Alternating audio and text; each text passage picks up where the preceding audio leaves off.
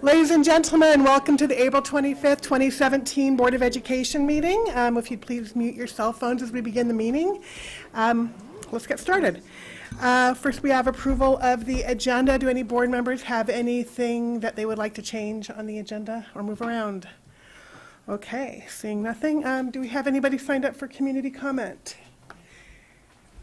And we have a lot of people here today. Are there people who wish to do community comment but didn't sign up for community comment? Which means that you would have 3 minutes of open mic to talk about pretty much whatever you wanted to talk about. Okay, I think we have people from a variety, I think we have students here from a variety of high schools, I'm guessing. So can you tell me which high schools we have represented today? Poudre High School, Rocky High School, Fort Collins High School, Polaris High School, well, Polaris School. Anybody else? Any other schools? Okay, well, thank you all for being here tonight. We appreciate it. Next, we are on to item 4, which is our consent agenda. Can I have a motion, please, on the consent agenda? Somebody like to make a motion? Our normal motion maker is absent tonight.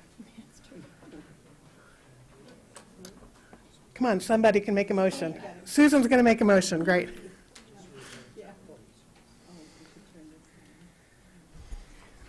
I move that the board approve and adopt the recommended actions for the items on the consent agenda.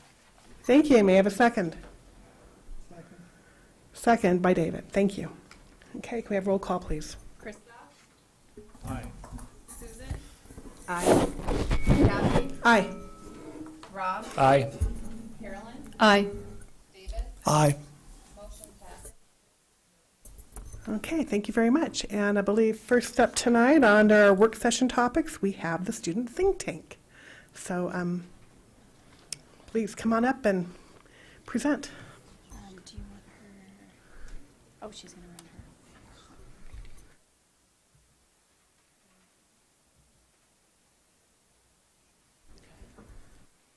Hello. Hello. Do I have Yes. to come up to these ones?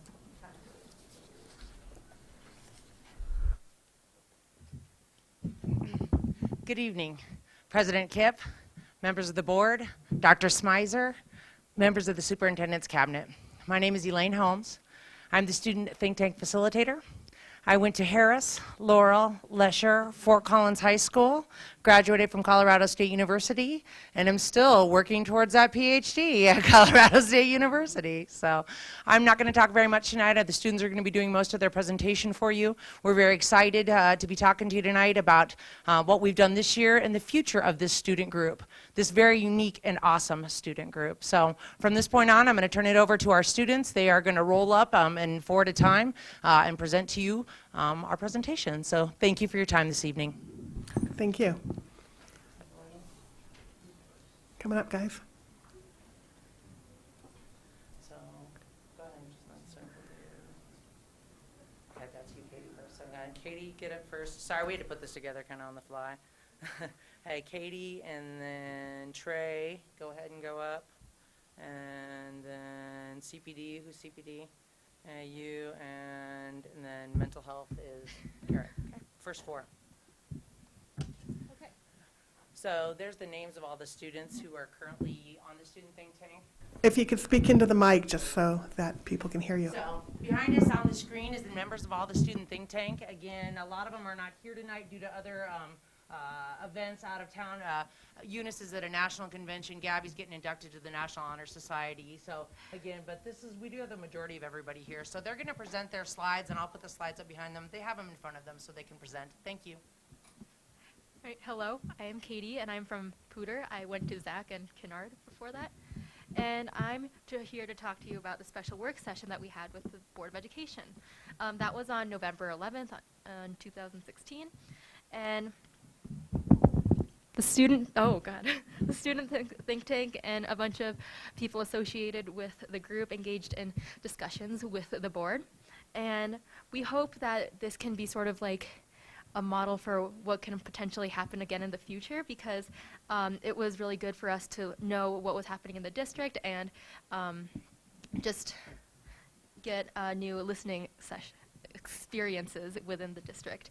And we have some great new ideas for the upcoming transition research, graduation requirements, and research into how we can improve our mission to educate every child every day. You're next. Board President Kipp, Dr. Smizer, and the cabinet, and the rest of the board. My name is Trey Garnett.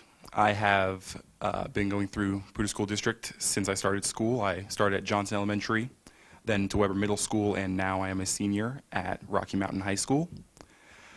I'd just like to talk to you all briefly about our experiences with CASB. The Student Think Tank sent multiple members to represent Poudre School District at this year's Colorado Association of School Boards Conference. This has been our 15th year representing PSD and within the student leadership strand, which is made up of about 100 students from around the state of Colorado. We greatly appreciate that the board has provided us with the opportunity to attend this conference, as it allows us to not only connect with other students from around the state, but also to gain new ideas as to how we can improve the experience for students throughout the district. We are the only student group that meets with our district board that goes to CASB, so we truly value this opportunity, and we hope to see you continue it in the future. So thank you very much.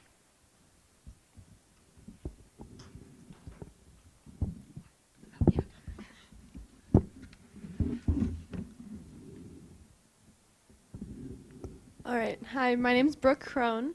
I'm a junior at Fort Collins High School, and I transferred here my freshman year. So today we're going to talk about our meeting with CSU professor Martine Carcassonne, and he created the CPD, Center for Public Deliberation. On February 16th this year, our think tank met with him, and we were trained and certified in public deliberation.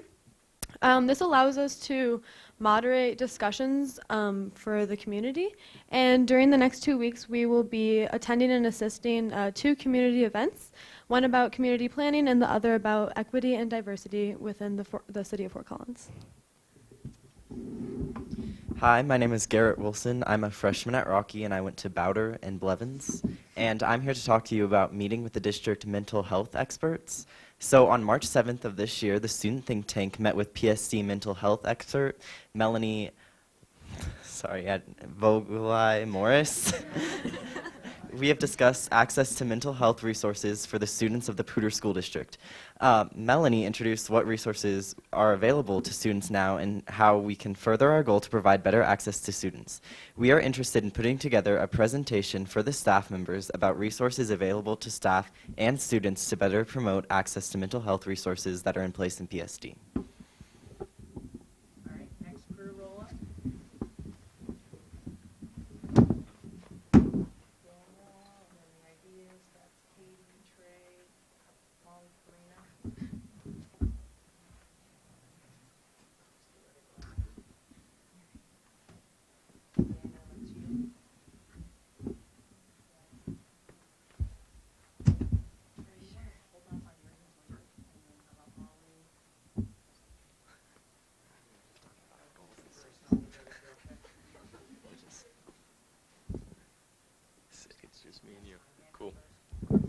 Hi, I'm Daniel Radcliffe. I am currently a junior at Polaris, and I went to Harris Bilingual, T.R. Paul Academy of Arts, and lab school beforehand.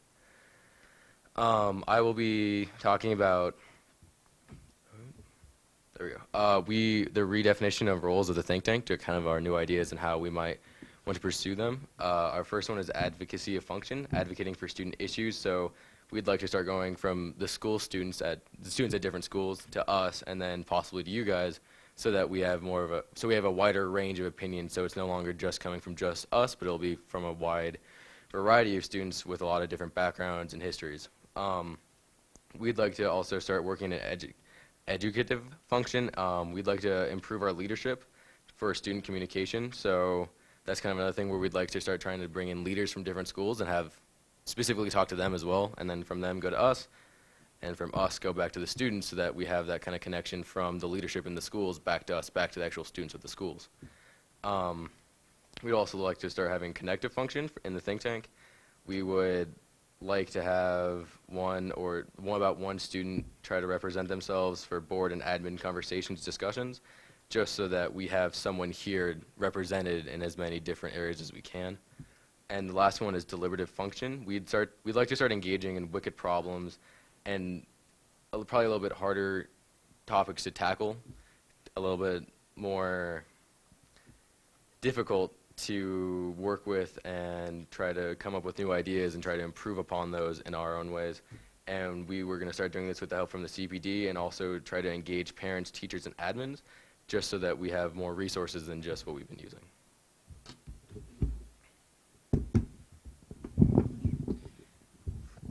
All right, hi, my name is Kane. I'm a freshman at Fort Collins High School. I went to Trout for elementary school and then Kennard for middle school.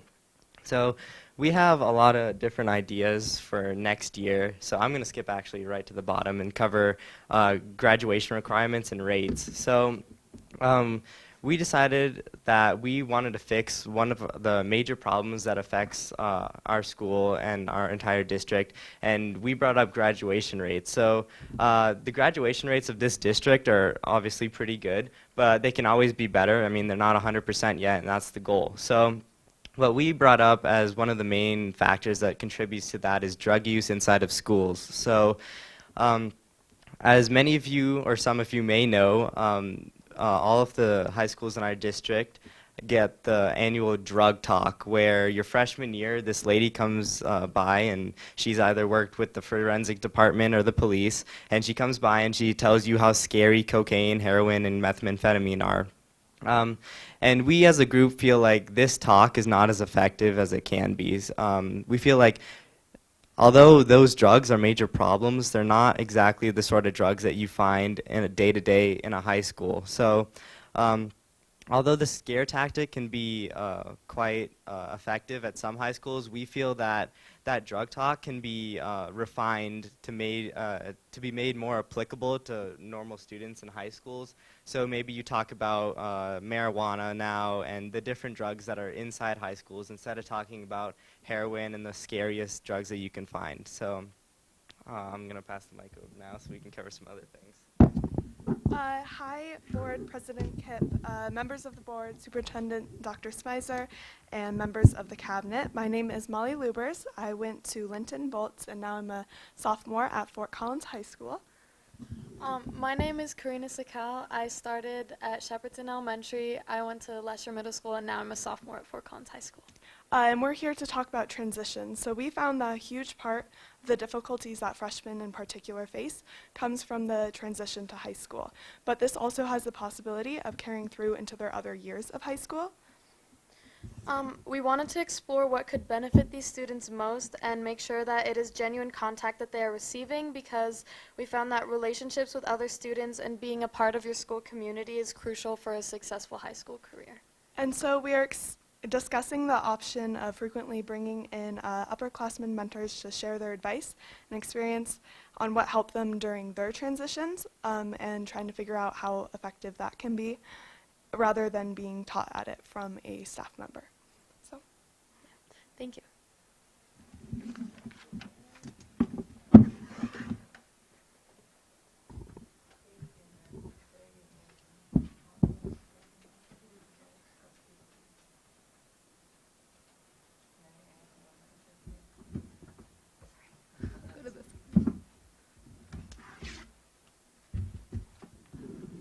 Hello again.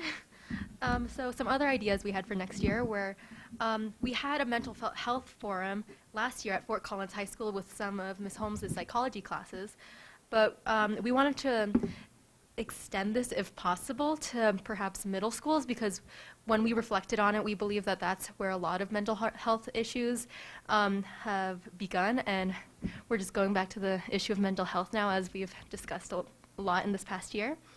And if that would be a possibility, we just wanted to throw that out there. Is Trey not doing the equity? That's Up next. All right. And so we have some results for the student think tank for this year. We have engaged in meaningful policy discussions about a variety of topics, including some of the ones that we already discuss, such as mental health, graduation rates, etc. We have researched and understood about relevant educational topics, interacted using 21st century skills with our district leadership teams, including the board, and we are proud to represent our schools at the district level as we are now, and we have enjoyed each other's company. Good evening, Board President Kipp, members of the board, Superintendent Dr. Smizer, and members of the cabinet.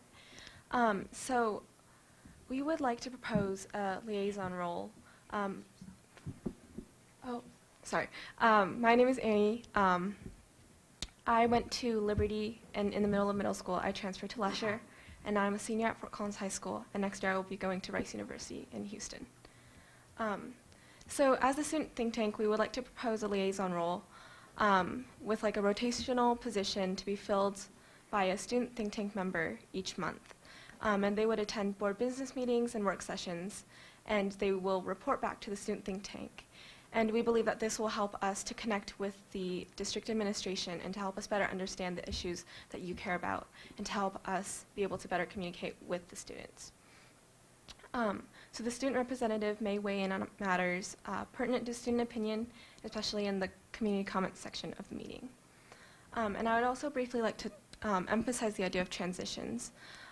So transferring from Liberty to Lesher was a very difficult transition for me personally. It's such a different environment. And there are so many resources available to students now. And I'm very proud of the district for making those resources available. I just think as a student think tank moving forward, we really do need to help educate, that educative function, the students about those resources that are available.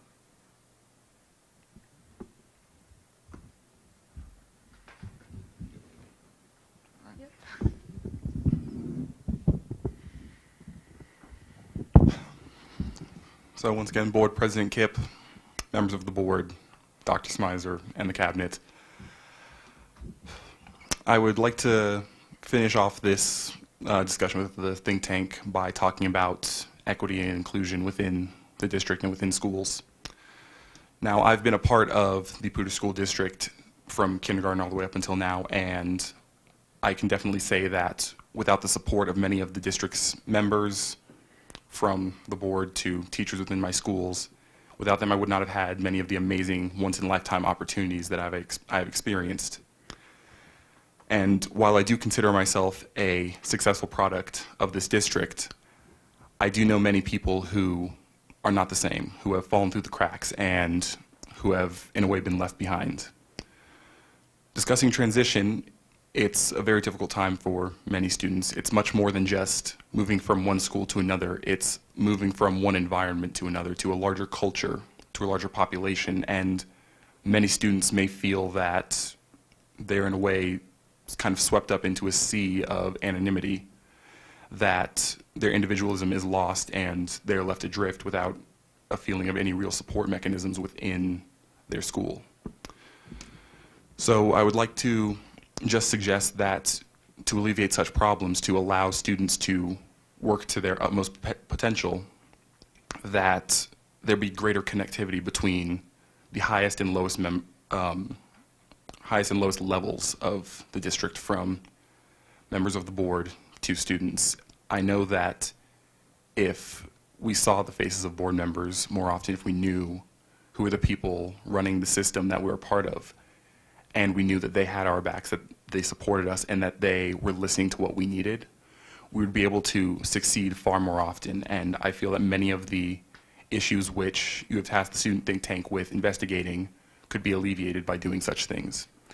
So I truly hope that in the coming years, after I've left and a new generation continues the work that we have been working on for so long, that the district will continue to utilize organizations such as the student think tank to bridge that gap and increase connectivity. Thank you very much for listening to what we have to say, and I hope you all have a fantastic night. Thank you very much for speaking to us tonight and for being here. I'd like to make sure I thank the entire student think tank for coming out tonight and for all your work over the years. But first, I think before we get to board questions, I want to make sure, I know you have people here who are in the student think tank who haven't spoken and didn't get recognized. Can those of you who are on the student think tank at least come up and tell us who you are, what school you're at, and which previous PSD schools you went through to get here? Thank you.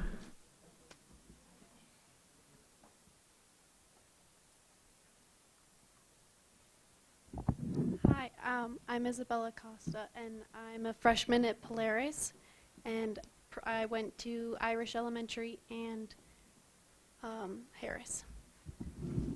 Hi, I'm Eddie Lim. I'm a freshman at Collins. I went to Liberty, then Lesher. Yeah. Hi there, my name is Taryn Seba, and I'm a sophomore at Fort Collins High School, and I went to Shepherdson and Bolts. And in our presentation, it kind of got lost on the way, but I wanted to talk about it. Amnesty, in one of our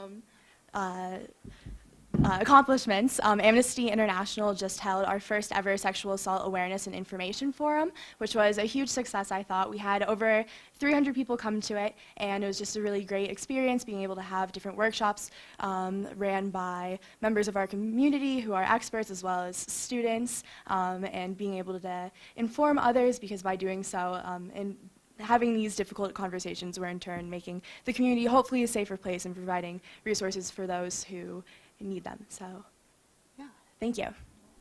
Thank you, and thank you all for sharing everything you've shared tonight. So, board members, questions, comments? Okay, well, I guess the board is going to let you guys get back to studying for our finals and AP exams and everything else you guys have coming up at this busy time of year. So we really, really do appreciate you guys taking the time on such a busy time of the year to come out and join us this evening. Thank you so much. Okay. Oh.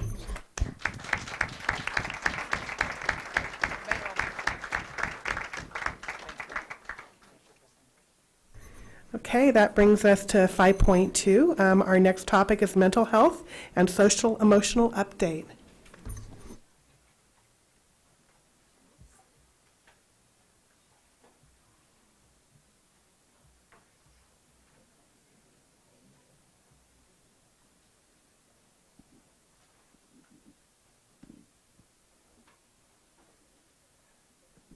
Lots of chairs. Please don't feel like you have to stand back there if you'd like to sit. Make yourselves comfortable.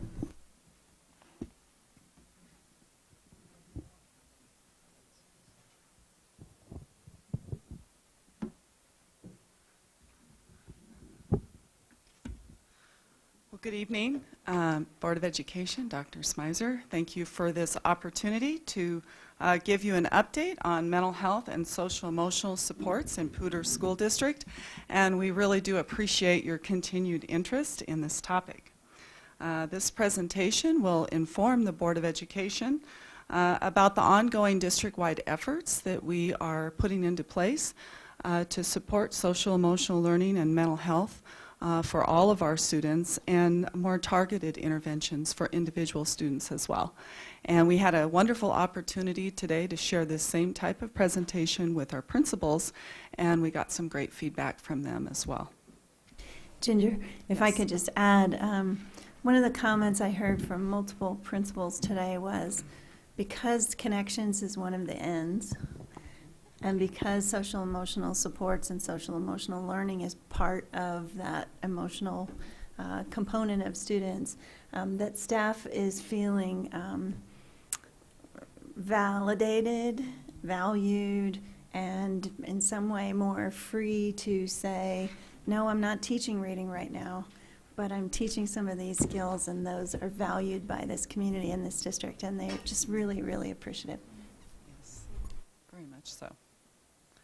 So this year, we had a SEL, a social emotional learning work group form, consisting of personnel related to counseling, integrated services, mental health, and psychology.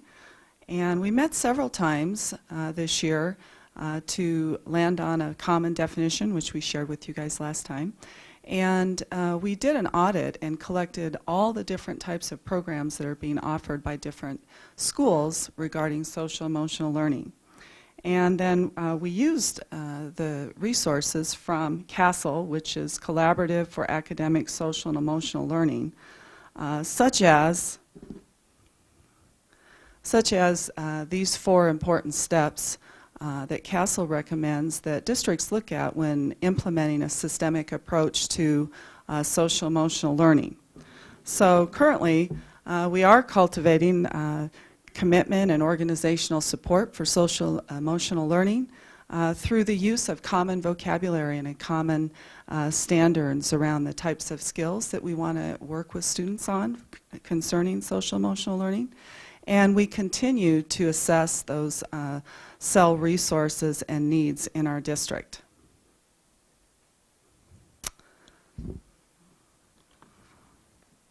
So as a review, we shared this with you last time. We thought it was really important for us to create a consistent approach to SEL across the district. And so we are currently adopting CASEL's definition of SEL, which is a process through which children and adults acquire and effectively apply the knowledge, attitudes, and skills necessary to build self-awareness, self-management, social awareness, relationship skills, and responsible decision-making. And when we shared this with principals today, they agreed that this was a great step in the right direction to really taking a systemic approach across all schools. This next slide, we also gave this to you as a handout in the packet, just goes deeper with how these skills can be applied. So for example, self-awareness skills are related to self-confidence, self-management related to goal setting and organizational skills, social awareness related to empathy, relationship skills related to teamwork, and responsible decision making being really important to problem solving. So personnel within schools in partnership with central office staff work together to provide both universal supports and targeted individual supports for students. And Poudre School District really takes a layered approach to providing for the needs of the whole child. So when our SEL group gathered data about all the different types of programs that are being used across schools in our district, we found that these programs really landed in about 4 different types of buckets. That being social emotional learning, programs and approaches related to behavior, transitions, and academics. And for each of these buckets, there are skills or programs that all students access at the universal stage. So these are approaches that are used with all students, or all students have access to. Targeted interventions that students may receive individually or more often in a small group setting. And intensive supports that often include one-on-one meetings with central office staff like Poudre School District mental health specialists, behavior specialists, and will happen on a more frequent basis. So let's see an example of how these supports could be implemented with a student. So this is Sam, the student. He is new to Fort Collins and recently started middle school as a 6th grader. As part of this transition, he experienced the WEB program, which was led by 8th grade mentors who shared valuable information about how to be successful in middle school. Sam, along with all students, received standards-based instruction in all subjects, and he's doing very well academically. His school has a strong positive behavior intervention system framework, or PBIS, in place, and he recently earned 4 Pride Paws for helping a science teacher set up for a lab. During the 6th grade advisory period, all students received support with goal setting and organization of their notebooks. During the first 3 weeks of school, however, Sam struggled with feeling like he fit in, and he got into 2 fights with other boys. Both the teachers and counselors worked together to share conflict resolution skills with Sam, and they continue to encourage him to use these skills when he first starts to feel upset.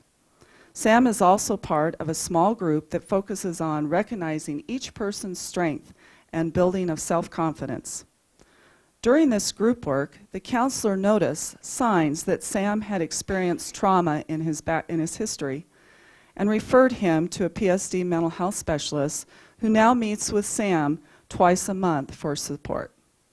So this is an example of that layered support that we give students so that every student can be successful.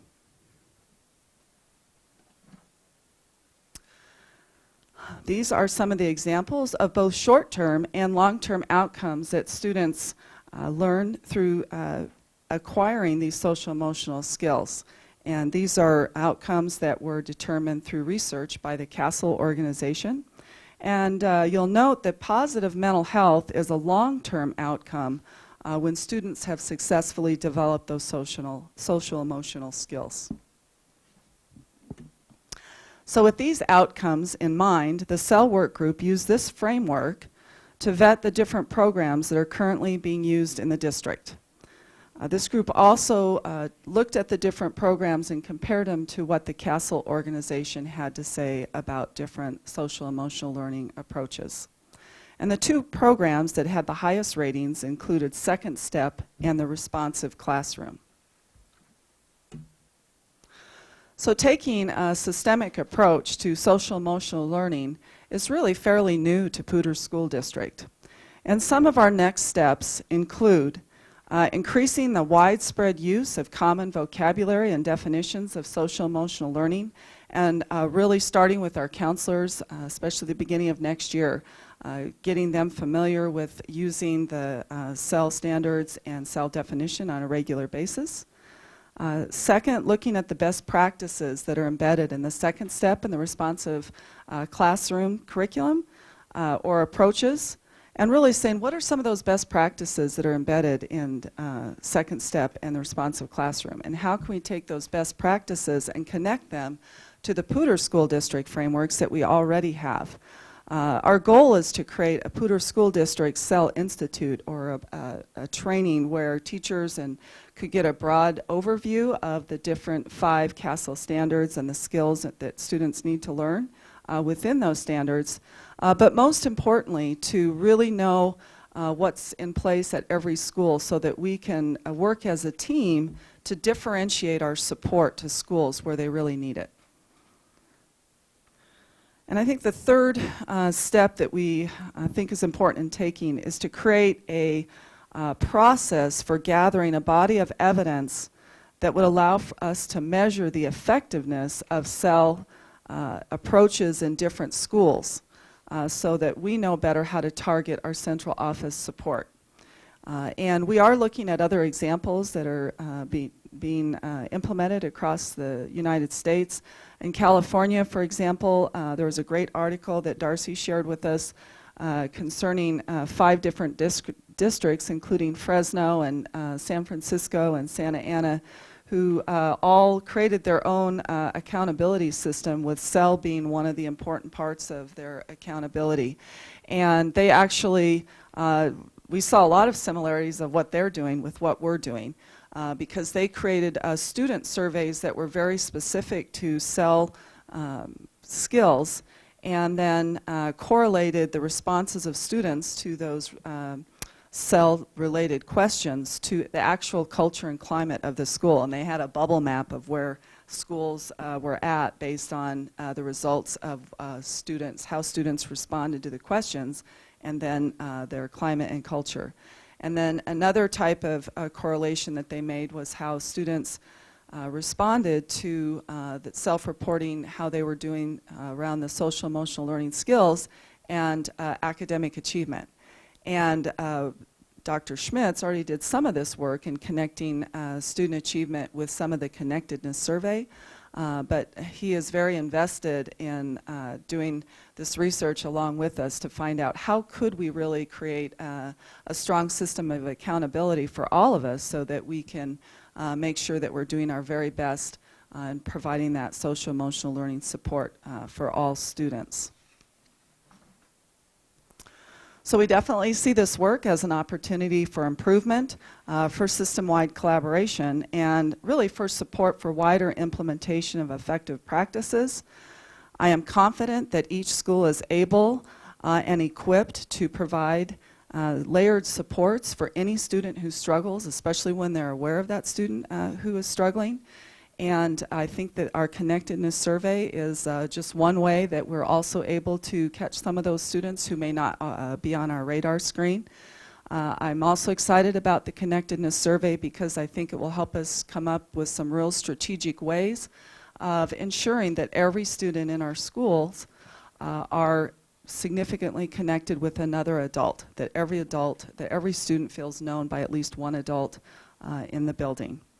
I think an area for improvement for us as a system would be strengthening our approaches across all our schools to ensure that all students have access to that universal instruction around social emotional learning skills.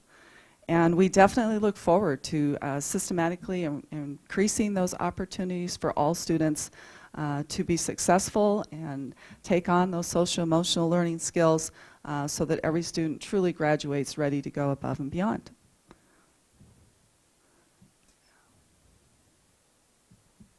So with that, we'd like to open for questions, and we have some wonderful guests in the audience. I'm going to ask for them to come up and join us for the discussion.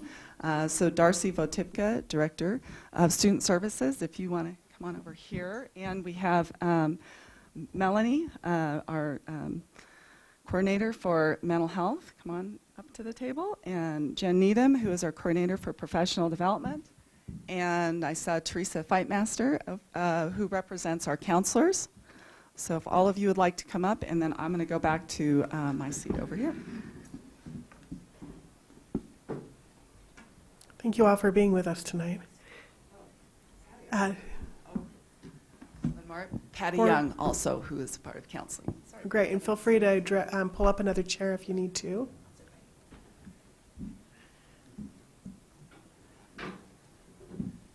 Okay, board members, questions? Rob? Yeah, I have several questions. We can, we can take turns or however you want to deal with it. But I'll start with the first one, and that is, I heard you say, Ginger, that you're confident that every student who needs an intervention, I'm maybe paraphrasing here, but what I think I heard was every student who needs an intervention, needs individual support, gets that support. There's an element of this social emotional learning piece, though, that's about developing skills with the kids. It's not about an intervention because they have a particular problem at the moment, but we want to imbue them, if you will, maybe that's not the right word, but make sure that they have the skills to deal with their social emotional challenges as they go through the rest of their educational career.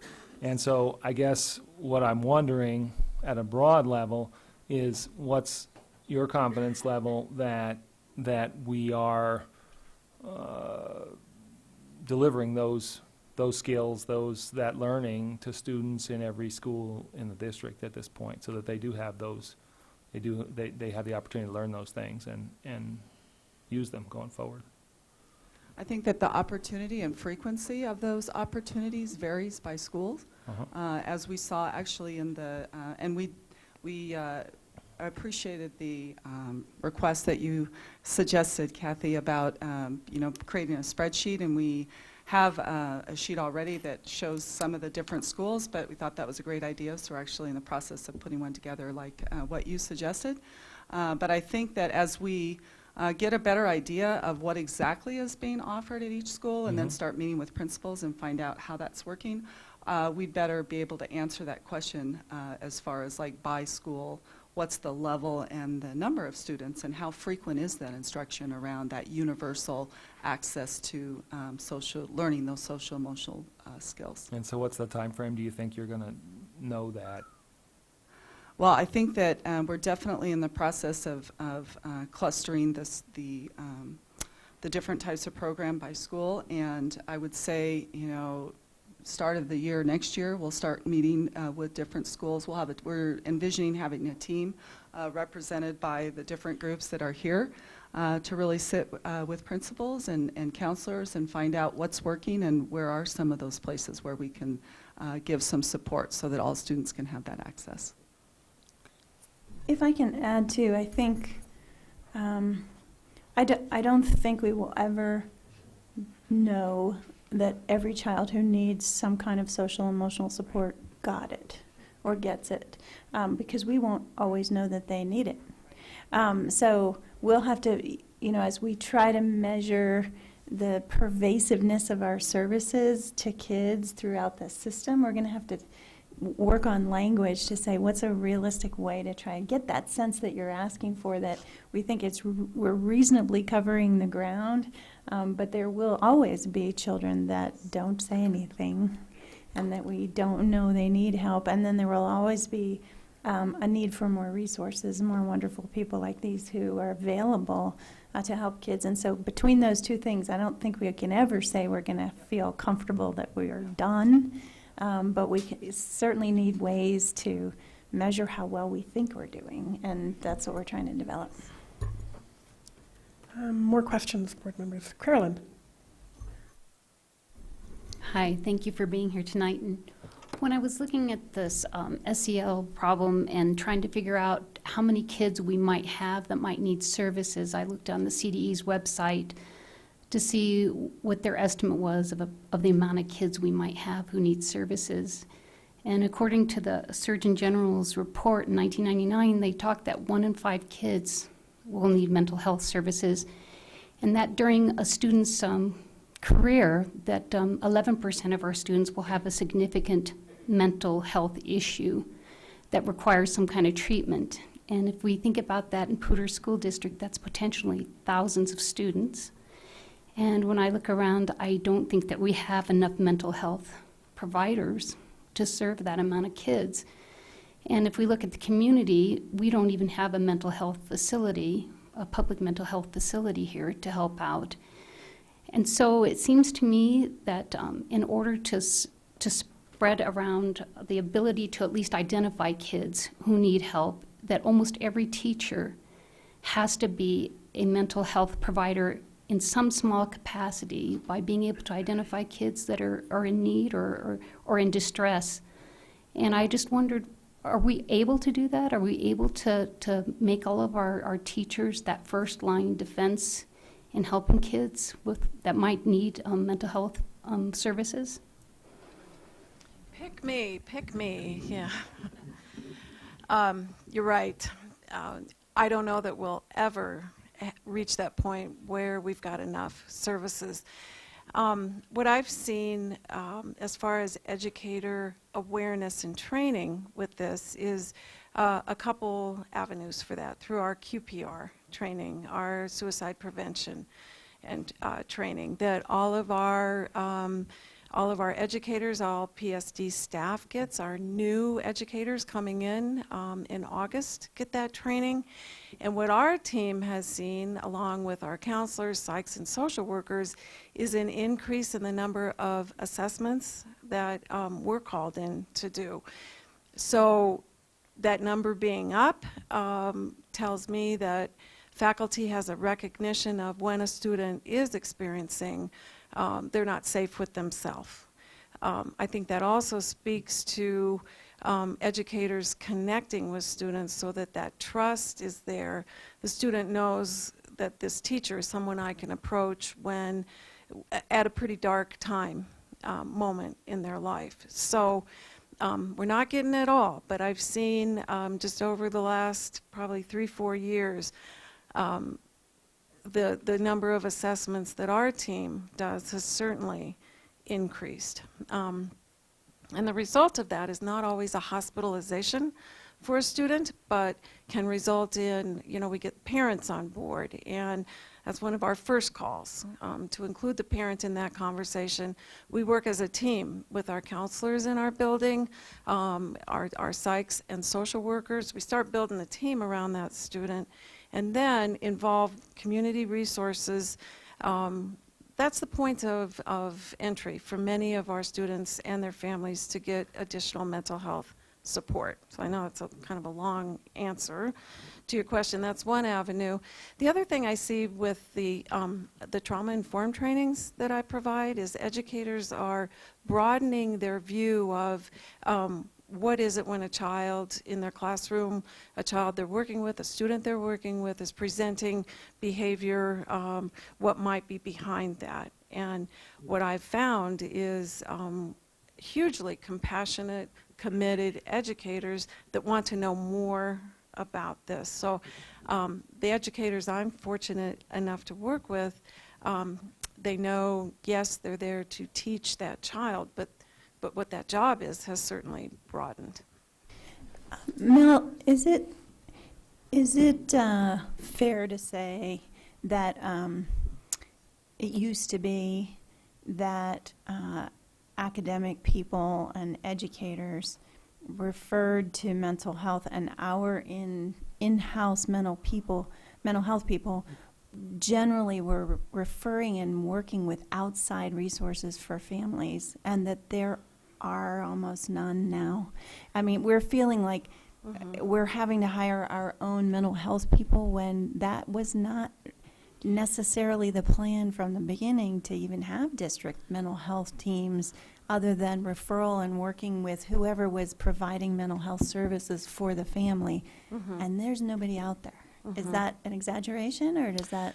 No, that's my perception, is how it feels. I don't think it's an exaggeration. I think Poudre School District got ahead of this when we needed to, years ago, when the mental health team came into existence, when our counselors, we could partner with them and work with them. Families, kids are coming to us with more complicated situations, more issues, multi-issues. It's not just one issue, mental health concern, what have you, issues of life, isolation, poverty, etc. So that's what our kids are bringing to us, and we couldn't, if we all didn't work together, it would be, I don't even want to know. So it's forced our hand a bit to be very creative, to keep our communication really strong, and to really scramble to work with the community providers that we have. But we're always knocking on the door. And yeah, need more resources, definitely. David. This is a wonderful presentation, and I've been wondering, almost from a hiring standpoint, if we don't get people out of the community and can't just refer out, what sorts of traits, how many traits, or what would be the profile of a new hire? What should we be looking for in a new hire, in addition to content, background, experience in the classroom, and so on? And I guess, are we doing much of that now? And I don't know how much is actually feasible to do in this area. Do you have any thoughts about that?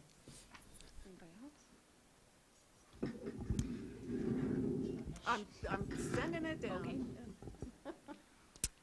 I wouldn't consider myself an expert, so maybe I'm the wrong person to answer this question, but I think we always want to hire teachers that have a heart for kids first, and I've never been part of any hiring experience where the connection to kids and the relationships that adult has with students hasn't been the primary focus of their interview.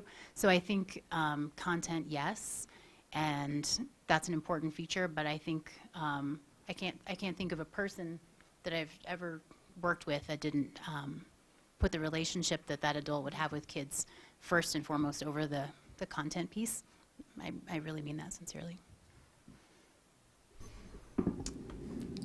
I represent elementary school counseling, and so I wanted to just comment that would answer both the first two questions, really, is how do we reach every kid? And so when we look at the different levels, Tier 1, Tier 2, Tier 3, Tier 3 are most, intensive kids, the greatest at risk. But when we talk about guaranteeing skill development, one way we can say is that, every child in Poudre School District is getting some kind of SEL lessons, training, skill development in their career, and not just at elementary, developmentally appropriate. And it's best when it can be delivered by their teachers, because then the relationship around the social-emotional piece is sort of embedded in the relationship, and then the child's really ready to go to the teacher, with those things. And so teachers can be better able to identify students who, may be moving on those Tier 2, Tier 3 levels. So that's just one, sort of comment that addresses a couple of things. Thank you. Susan. So where are we in terms of our training? Maybe, Jen, that would be your question. For the staff development, for, how deep does it go? I know you were talking about counseling, definitely. But who else? And where are we, and how far do we have to go before everyone is steeped in this? Because I know QPR is doing beautifully over the last couple of years. And I did want to add, before you answer your question, I have talked already to several educators who have said, all elementary, but they've said that since the QPR, they feel so confident now that there are just certain signals that they can spot now that they didn't before. And in all 3 cases, they referred children who, in one case, saved his life. So, I mean, it's magnificent.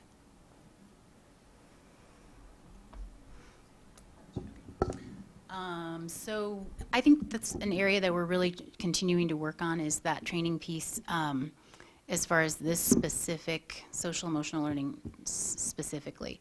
It's been a long time in Poudre School District since we've had a system-wide look at behavior or SEL curriculum or programming.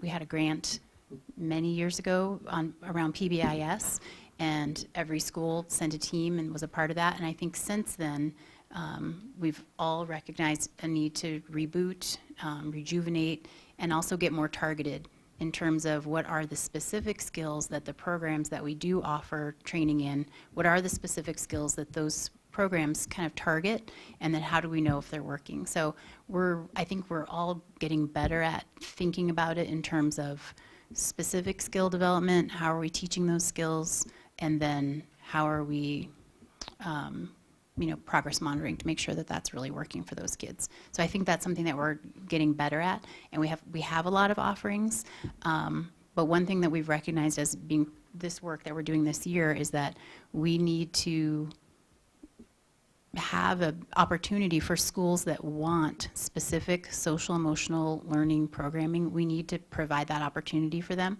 and that's something that we're really tackling. In Ginger's slides, it talked about that's kind of where we're at, is what can we do to provide schools that ask for that support, and what kind of programming do we choose, and hence the vetting chart, so people can see this is what we're using right now.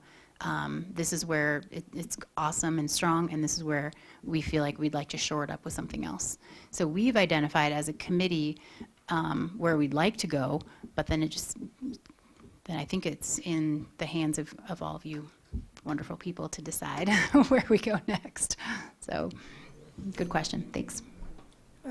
Christoph.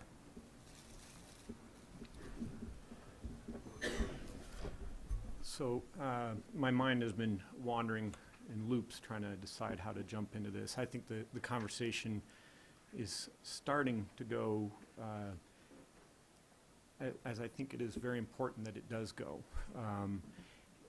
And it's natural for us to think in terms of counseling and intervention, and what I really imagine moving forward is really thinking about the balance from intervention into prevention, or said otherwise, into teaching. I think that one way we are going to start measuring this is through the Connections survey. But I think when we're doing well, we'll know it because we will see the results in our achievement surveys. It's the day that kids feel safe and secure in their schools because they have the skills to do that, first with themselves and then with others, that we'll know we're on the right path. And I constantly hear this balance between how many counselors do we have in schools and how much intervention can we do. And I think what we need to be talking about is how hard are we going to hit this problem at the educational level and have it be something that's methodical from pre-K all the way through 12, a program. And actually, it's a distinction. Is it a program or is it a curriculum? I think we need to start addressing that question. And when we get to those answers, I think we can start seeing the results we want to have. And I guess I don't have a question. I just want to keep enforcing the idea that I would like to see a movement in the direction away from a constant discussion of counseling and towards a discussion of curriculums, education, putting skills into children's hands early and improving their outcomes, and possibly moving away from the connections and into the achievements. Carolyn. And I think I'm just going to hop on what Christoph just was talking about, because it occurred to me while we were all talking about teachers and staff that we're forgetting about kids and how good they are at spotting their peers who are struggling. And I think about a young student who was in my son's class who was struggling and was in pretty severe trouble. And one of his classmates was smart enough to recognize it and report it to somebody, so that kid got the help that he very seriously needed. And so I also wonder, when Christoph talks about giving kids skills, you know, like he said, maybe that is a curriculum. Maybe we do need to give kids coping skills and help them to identify their peers who are struggling, and giving them the power to intervene. So I think that that's an important part. I think we heard the student think tank talking about that tonight too, about even they realize how important it is. Susan and then Rob. Oh, okay, Rob and then Susan. Okay, well, I have a couple more questions, so we can do it both ways. So just following on that point, and the comment that I think you made about you know, we sort of know where we want to go, and we're hoping that decision makers will will support that, I guess, is sort of my interpretation of that to some degree. One of the things that I heard tonight, and I've heard actually previously, is that some of these programs are pretty strong. You mentioned, I think, Second Step and the classroom one, right? So that's good. I've also heard through the grapevine that there are potentially funding problems with those. To the extent that schools have to pick up the funding to pick up those programs, there are potentially funding programs or problems in the schools doing that. I mean, they have to make choices between that and whatever else they have to spend money on, right? So a question I have is, to the extent that principals want to take that on, want to pick a standardized program or curriculum or whatever words we're going to use around that, should the district central office, whatever, be ensuring that they have the funds to do that, so that we can ensure that the kids are well supported and we can move forward with that, rather than having the principals have to sort of roll their own because they don't have the funds to pick up the program. I think that I'll take a first crack at that. I think that it's, in order to fund one thing, sometimes you have to take funding away from something else, especially in the budget times that we're in right now. And so certainly I think if principals said that this was a high priority for them and got together and said that, then I think personally it'd be worthy of a discussion to say, what do principals have in place? You know, even in looking at all the different programs, one thing that we will be able to do is say, okay, if we have 8 schools that are all doing this one program, how can we pull them together and maybe do an RFP through our finance, so that we could maybe get a better, you know, price for that same kind of program. And so I think that you can always have the conversation, knowing that you know, when you move money one direction, it, you know, can take away from another area. But certainly, you know, worthy of a conversation if that were something that principals said that. Sure, and I understand that there are always trade-offs in this stuff, and we're going to be seeing more of them as our, you know, the state budget situation deteriorates, if you will. But I guess I'd like us to be conscious of if principals are making that kind of trade-off, saying, I really think this program is important for our students, but I can't afford it, we at least ought to know that that's what's going on, so that then we can know whether we have a trade-off to make or not, or whether, yeah, I guess enough said on that point. Susan?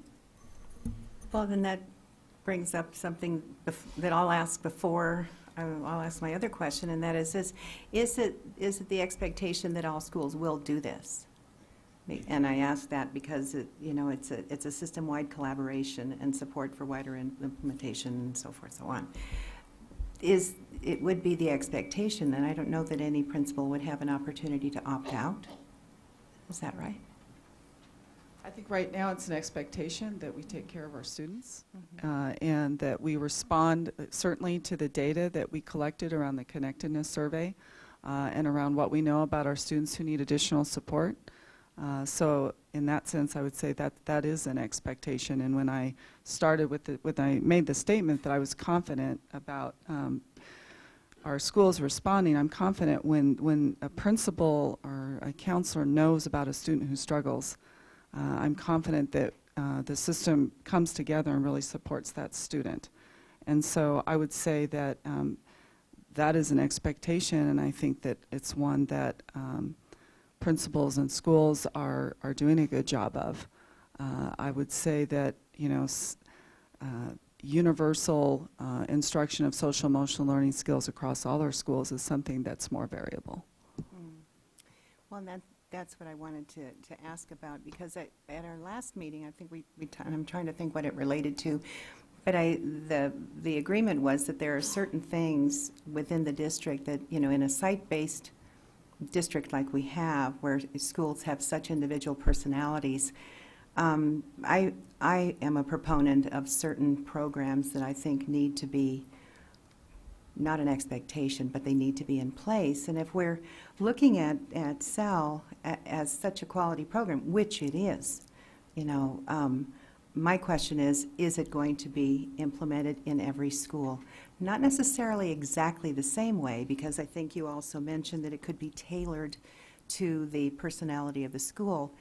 But I would like to see that it's an expectation in every school, especially if we're doing training for the teachers, the counselors, administrators, and all. And I love the fact that you said, because I think this is so important, that everybody speaks the same language. They use the same words, because that certainly makes it easy across the, across the board, across the district, to be able to discuss and have a common understanding of what we're talking about. And so I think that's what I'm trying to get at.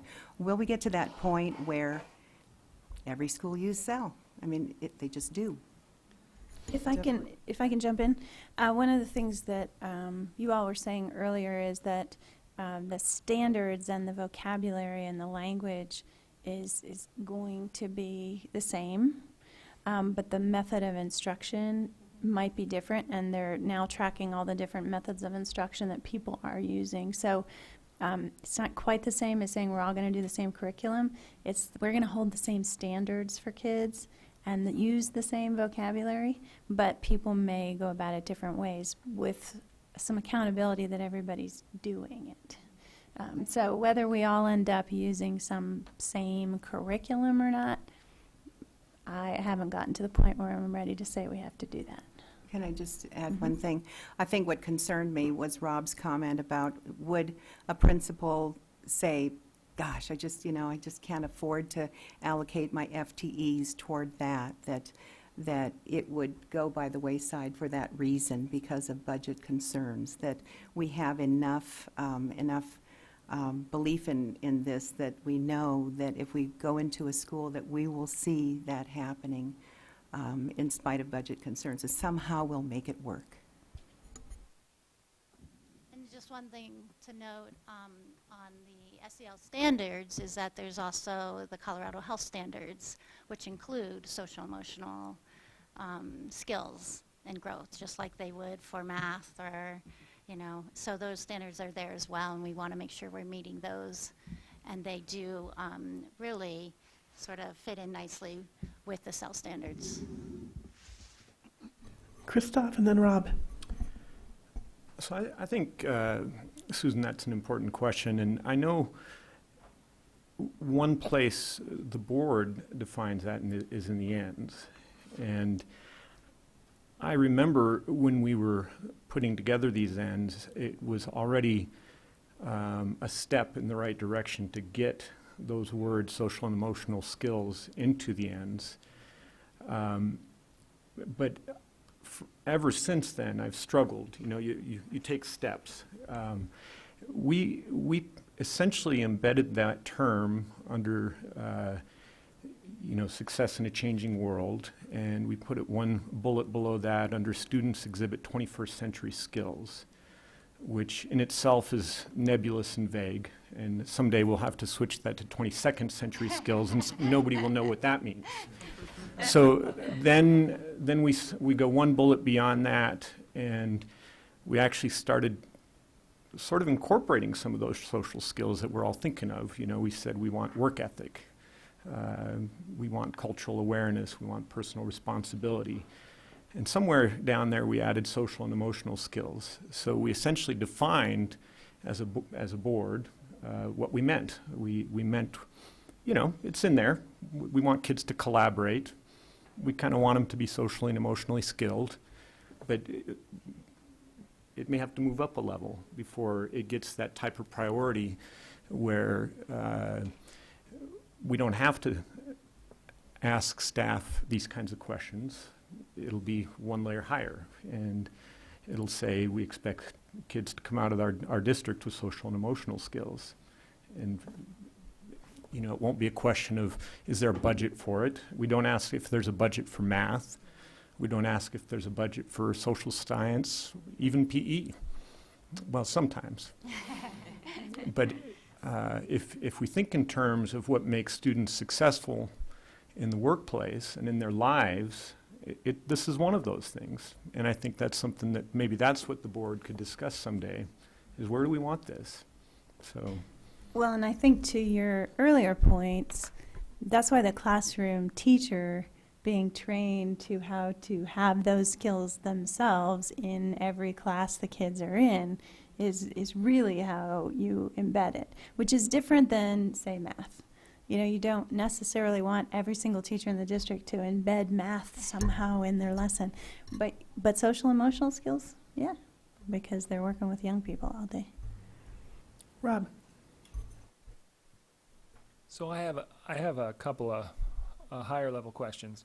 One of them was is a sort of a reaction to something you said, Dr. Smyser, about there's no one else out there, and so we need to hire our own folks. And I don't dispute the fact that we need to have some experts internally and whatnot, but I'm wondering whether there are opportunities for partnership with the health community here in Fort Collins and surrounding communities that we could take better advantage of, frankly.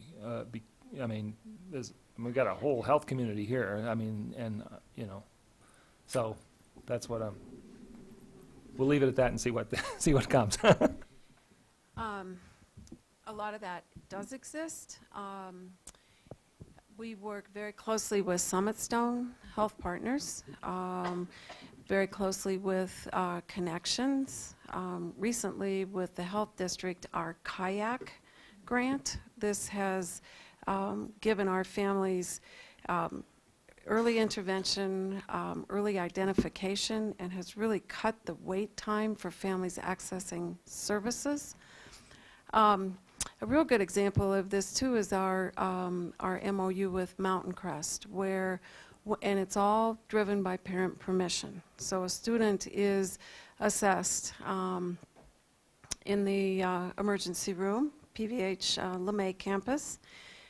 It's determined that yes, that student is at risk, cannot be safe, and so oftentimes we're there. Counselors can be there. Again, kind of every child gets their team, but the parents, when they're working with the admitting nurse, part of that paperwork is a release to go ahead and I get an encrypted email about that admission. And then what I do with that is inform the mental health specialist and the counselor in that student's building that this child has had an admission and date of discharge, so we can all be there and do a re-entry meeting. And that can be a really pivotal point for that student. So that's a pretty specific example of partnership, collaboration. We work with many community private practitioners, docs, therapists, and what really makes that work is building those relationships. Those of us, the special service professionals within the district, having that connection with outside providers, that familiarity, and again, the term is warm handoff, that as we work with our families, it's not just here are 5 names, but let us help you with that. I know counselors have accompanied a family to just to make that connection. And that's really critical between that phone call and the actual appointment. That's a real important time as to whether that family will continue. I hope that gives you a little bit of an idea. Yeah, it does, and it's terrific to have those examples. I appreciate that. I think there are, my understanding, perhaps incorrect, and somebody wants to correct me, that's fine, is that there are some districts in the state, maybe even Thompson, I'm not sure, who have health professionals, outside health professionals in the schools, and that we have been reluctant to do that. And I'm wondering whether investigating that as a possible way to increase capacity, if you want to call it that, near at hand capacity, would be a good thing. Okay, were you going to say something about that? Yeah, just, that's true. And we're unique, I think, in the state, in our district, that we have, for lack of a better term, in-house resources. And our team kind of jokes about it's the power of the badge, that, it can reduce barriers between counselors, mental health specialists, like social workers, and that family. We know we can work together. I don't need to get a release to talk to the counselor in the building. We're an integral part of each building. I know almost 18 years ago, when we started with the mental health team, it was set up that way to reduce those barriers, to make it easier, less stressful for families to come into the school and access those resources. And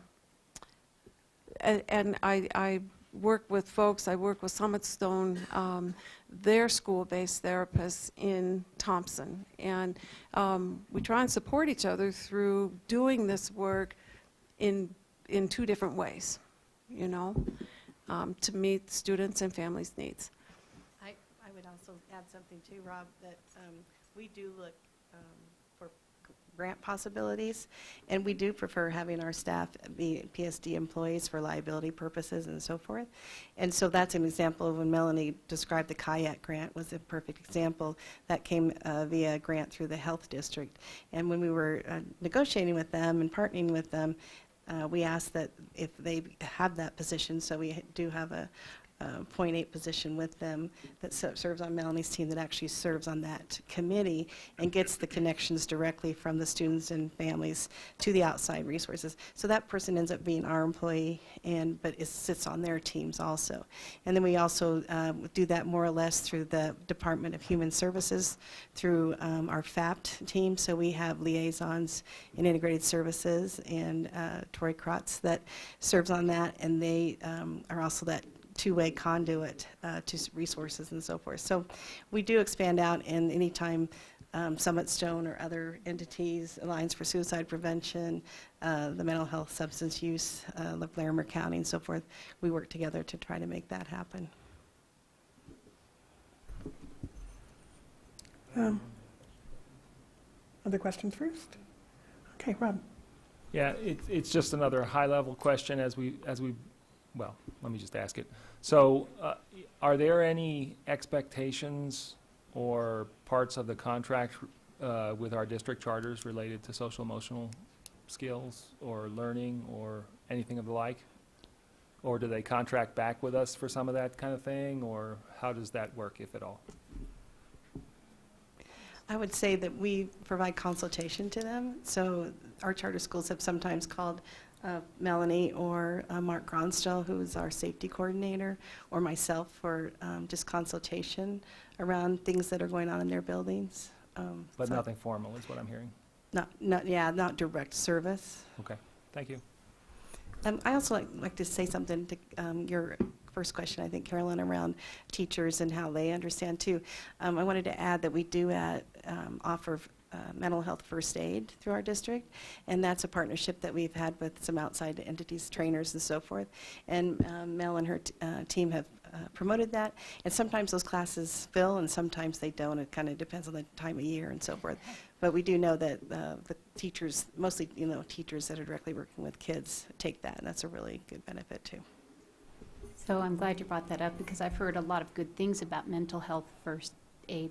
I've heard a lot of good stuff about that, and it would be nice, I guess, if we could have every teacher trained, every health professional, even every employee, bus drivers, custodians, everybody trained in mental health first aid. That would be wonderful.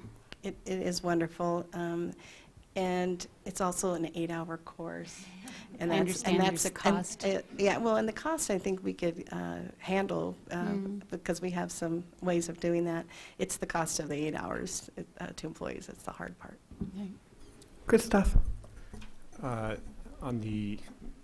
Along those lines, on the last slide, phases of PSD SEL work, and kind of in line with Dr. Smyser mentioning how we might view this being embedded. I wonder if the last bullet on that slide said system-wide supports for wider implementation of effectiveness, or yeah, I think that's what it means. And it says work in progress, and I wonder if it would make sense in future conversations in front of the board to include an element of professional development and curriculum staff in the conversation and see where the conversation would lead. I think it would take the board wanting that, but I would be a proponent of trying to broaden that discussion into a little bit more than just purely a mental health angle to it, and see how we see this conversation move into curriculum and professional development. So I throw that out there. Okay. Well, it was in our district monitoring report, and I was trying to find the quote in there, but it's something along the lines of, you cannot educate the mind until you educate the heart.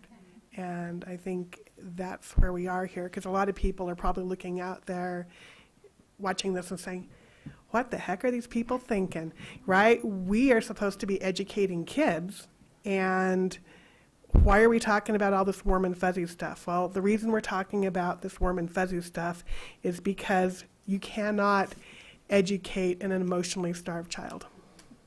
It doesn't work, and your success rate just goes through the roof when kids are able to connect, and when there's the relationships, and when there's that emotional piece.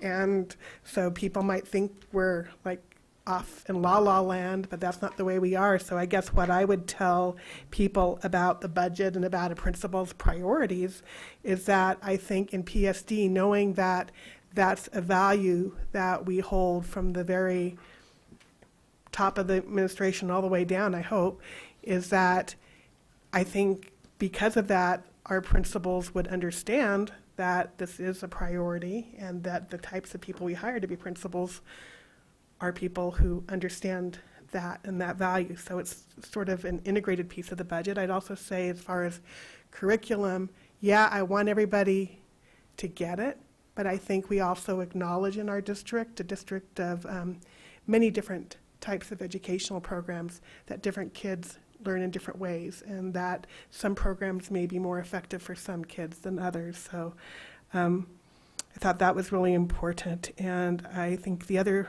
one last thing I want to say is that there are no islands here. we're all part of a community. And so, yeah, we do have to reach out and work with other entities, health providers, nonprofits, whatever they are. And from my personal observations in our district, our mental health teams have just done an incredible job of doing that. So thank you all for the great work that you do with our kids. And I can only say that as we go further in this work, that I do believe that, as Christoph says, that social and emotional health and social and emotional well-being is how we will make the next great strides in student achievement. So thank you all for taking the time to be here tonight. Did I miss anybody else's last questions? Okay, well, thank you all very much for being here tonight. We do appreciate it. Thank you. Okay, that brings us to 5.3, which is, speaking of not having enough money for anything ever, 5.3, preliminary budget, fiscal year 2017-18. And I think we can keep going for now. And Dave Executive Director of Finance, is that your official title, Dave? Dave Montoya is here to present this information to us. Keep in mind that as we are going into the last, I believe, 12 days or thereabouts of our state legislative session, that the financial landscape is changing sometimes on a daily basis. There are still things that are up in the air. So Dave is going to give us his best prognostication of what is to come. So thank you for being here tonight with that. Dave. Great, thank you.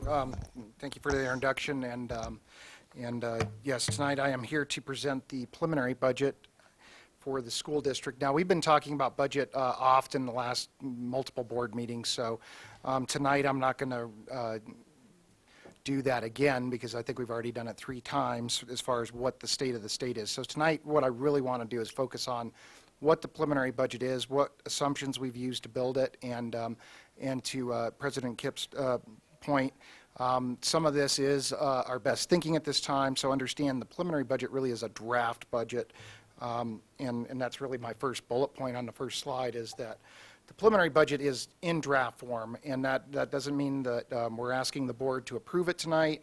We're not asking them to adopt it. What this is our opportunity to say all the work that we've been putting in since November, when the governor first released his budget announcement at the state level, all the work that we've been putting into assumptions and gathering data to build the budget for next year is in draft form at this point. So this is the first time during the process where we really put pen to paper, or I guess toner cartridge to paper nowadays, and actually print out the budget and say, here's the line items and here's what makes it up. So it goes beyond just assumptions that we've been using up to this point. The draft will continue to be revised as new information becomes available. I was a little concerned as I was putting this budget presentation together that we wouldn't have a finance legislation to talk about. The School Finance Act was released, although it has not been finalized. So there's still opportunity for changes in this budget.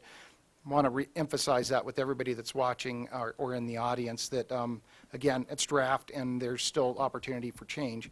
Although right now, we're not sensing that there may be much change to the budget. So it may be that there's not much change when we bring it back in May. But if there is change, we will let people know about that as soon as possible. Yes, we're bringing the draft forward today. This gives not only the Board of Education an opportunity, but the community itself to take a look at that budget and to not feel like they have to ask all questions tonight.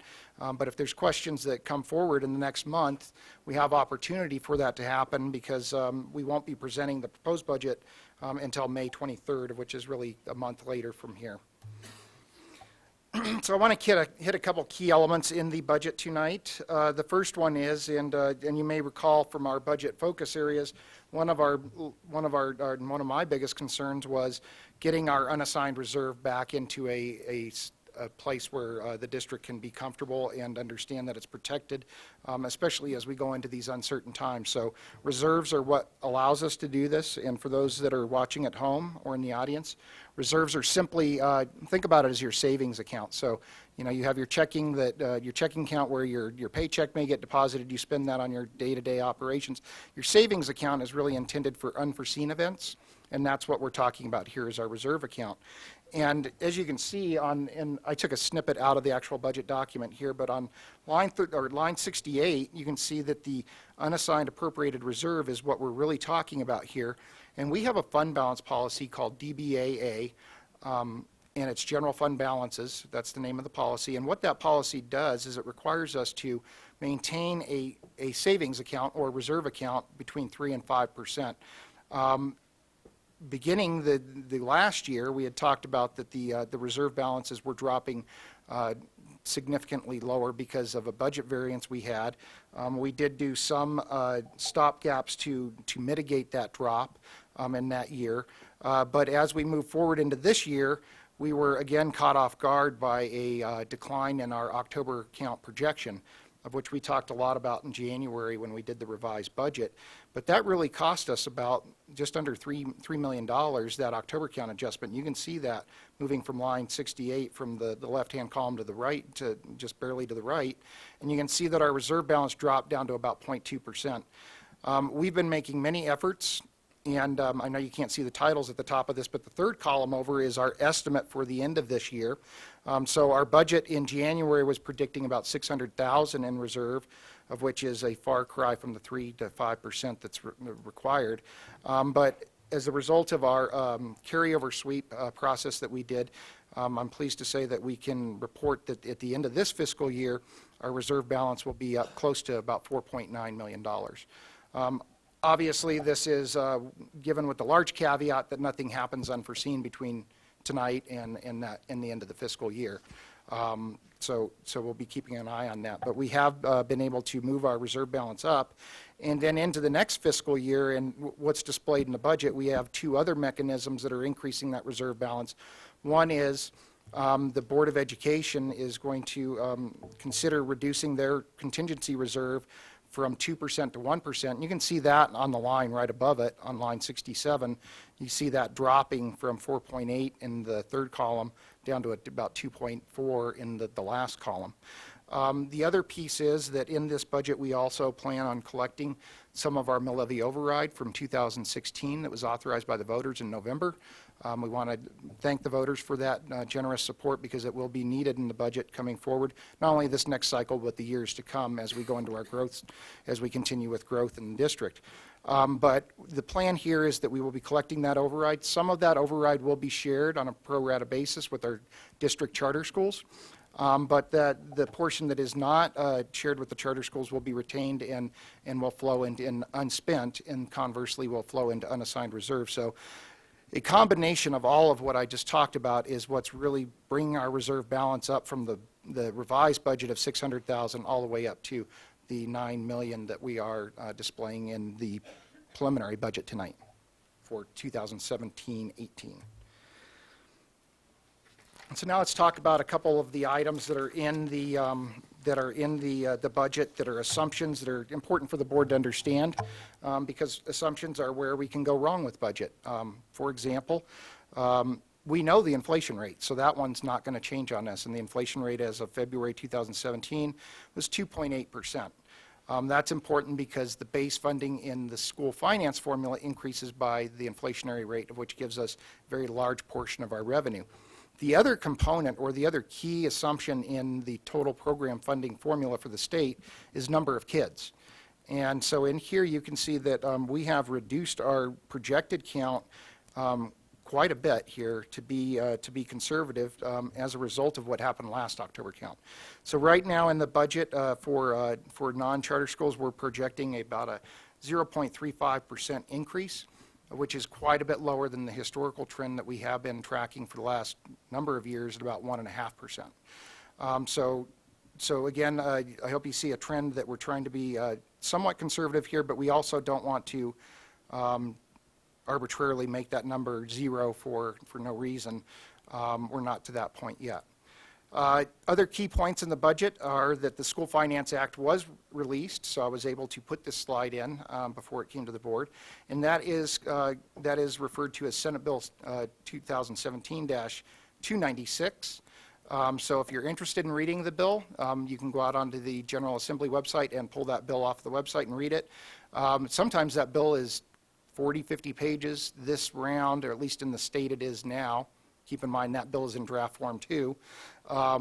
It's only 3 pages. It's pretty straightforward. There's nothing, nothing earth-shattering in there, or nothing that we did not expect.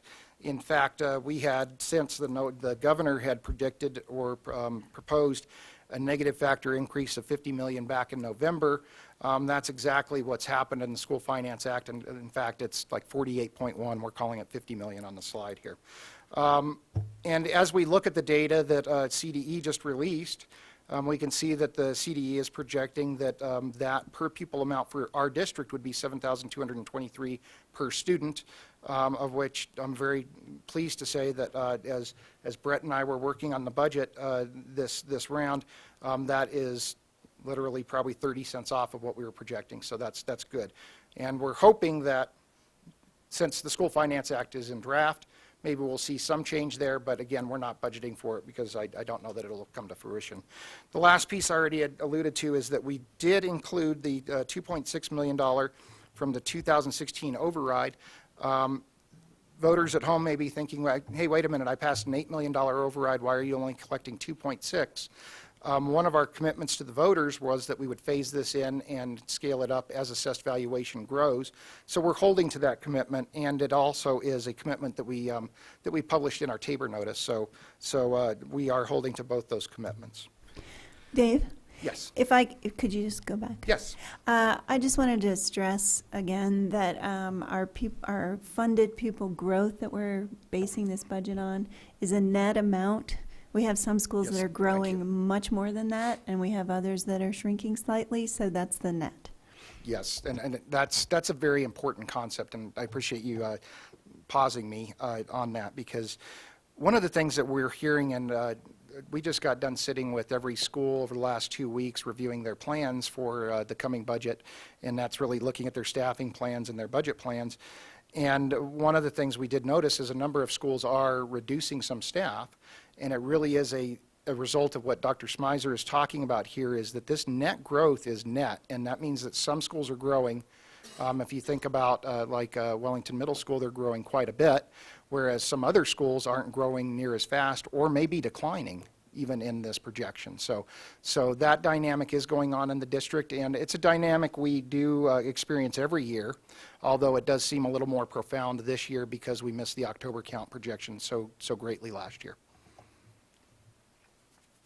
This next chart, I just put in there because I've done it multiple years, and it kind of does tell a little story. This is a comparison of the inflation rate, of which I just said that our per pupil amount should be increasing by. Back in 2011, we used to actually get another 1% from Amendment 23. That phased out beginning fiscal year 2012. But really why I put this chart in the packet is the column in the middle with all the brackets around it. That's called the negative factor, and what this shows is the discrepancy between where our per pupil revenue should be versus where it is in reality. And the takeaway here that when I presented this last year, I said with some optimism, our per pupil amount is dropping, so they're slowly eroding the negative factor. Well, you can see in the fiscal year 2018, I can't say that anymore because the negative factor has increased by quite a bit here, up to 962 per student as opposed to 916 in the current school year. So we're seeing that trend go the other direction, and again, I promised I wouldn't go through all the state budget woes again because we've done that multiple times, but I think this is our first indication that this is coming, and so I think we've adequately got our eyes on it. Now I want to talk about the key assumptions in the budget, and then after that we'll be able to take some questions. First, because we do have some growth at some sites and in our key instructional areas like integrated services and English language support, we do have about $360,000 in this budget. So as I'm going through these pieces, this is a really important piece to understand. I'll tell you everything that's built up, and then there's a line in the presentation, and what that line represents is what anything that comes after that has not been built into the budget.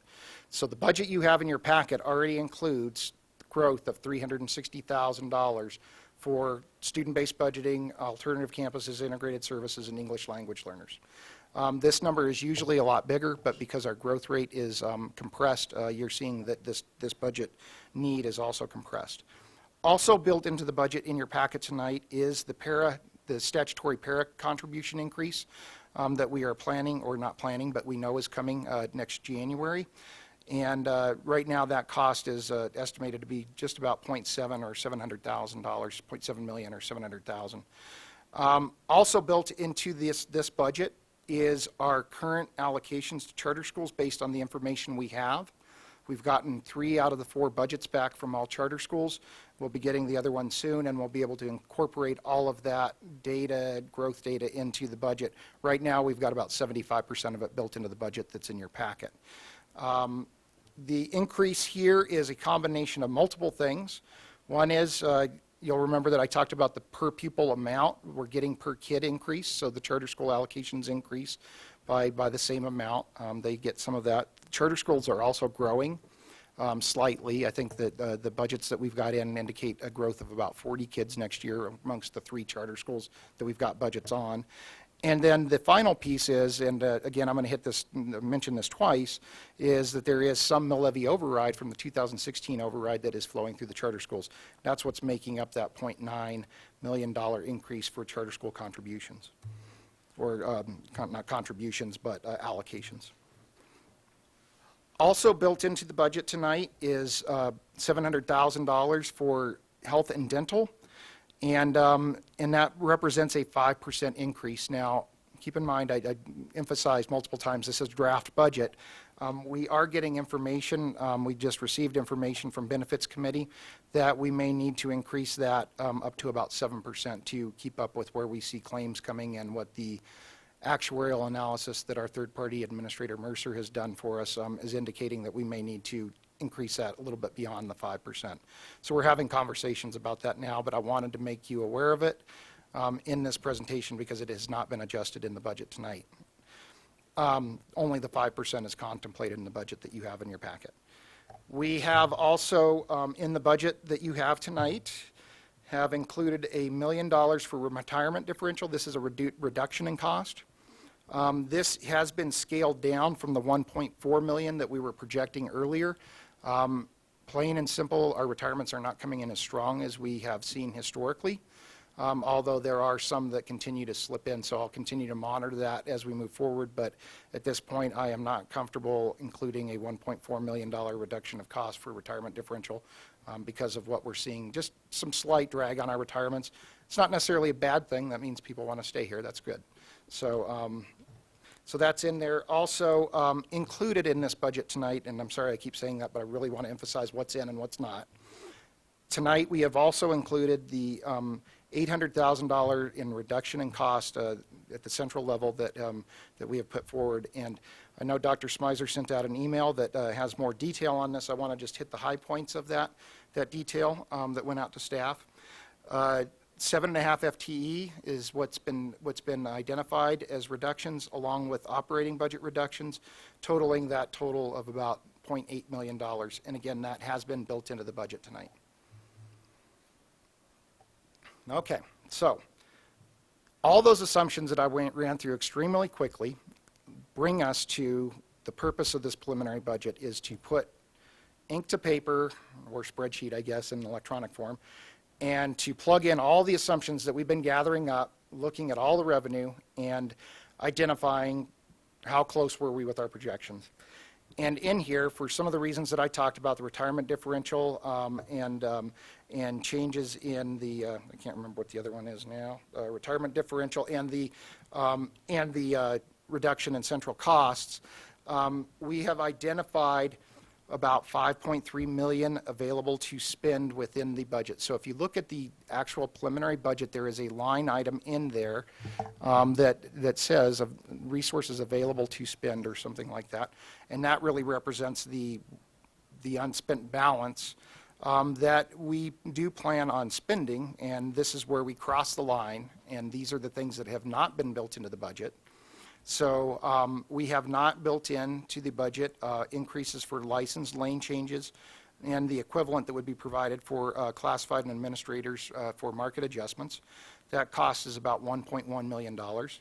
We also have not built in $3.8 million cost for licensed step and an equivalent for classified administrators for range movement, so just the difference in how those schedules flow in different terminology.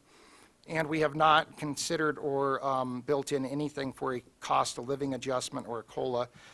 For reference, every 1% COLA does cost about $1.6 million. So this slide is pretty telling as to where we're at with the budget and what decisions we have coming forward. You can see that we can't accomplish all three of those with the resources that are available, so we will have to come up with a way to identify how we want to treat all three of these categories that is fiscally prudent within the budget, and we are discussing some of those options currently in negotiations as we speak.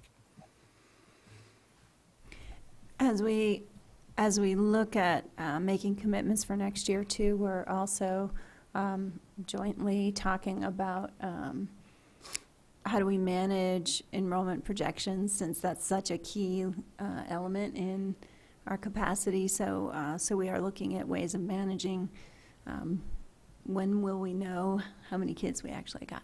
So. Right, exactly. So, do want to bring our attention back to our focus areas for budget. These are really our budget priorities. The biggest one here is I am relieved that our unassigned reserve has been restored to an acceptable level. I may get a little bit more sleep now. Maybe not total sleep yet, but I'm getting more sleep. Equity and achievement. The next ones are really areas that typically when we have budget priorities, they are areas where you might focus or add additional resources. Given the budget in this round and probably rounds to come in future years, these may be pointers more at where we do not want to reduce as opposed to where are we adding, because we may be going into multiple years of budget reductions as the state realizes that they can't maintain K-12 education the way it's currently functioning. And so these are areas like equity and achievement gaps, social and emotional well-being, post-secondary support, effective use of educational technology. These are areas that we will want to avoid as we do our budget reductions. So that's a good way to think about those. We also need to be mindful of long-range planning. Dr. Smyser just mentioned that, and also maintaining competitive salaries and benefits, because that's what brings good teachers to Poudre School District. Well, that and at Poudre School District's a great place to work. But being competitive is also a part of it, because people want to earn a wage when they're working. So. Budget process timeline, we are moving very close to the May timeline, of which is where we're finalizing items. Budget Advisory Committee will be meeting again, I believe it's toward the end of May. I think we might even have another one snuck in there sometime soon. We will be meeting with negotiations. That's probably the next big step in the budget process here. And pending a final conclusion to employee negotiations and in final School Finance Act, we will be able to hopefully at that point present a balanced budget to the board to consider for adoption in June. That would happen in May, at the May work session when that happens. So again, here's our timeline. I've put a little green arrow to indicate where we're at through the process. And yes, the preliminary budget is really our chance to submit a draft with all of our information, all the data we've collected up to this point. But we will be modifying that draft over the next 30 days or so to reflect what's happening. And again, the board is required to adopt a budget before June 30th, before the next fiscal year begins. Questions? Rob?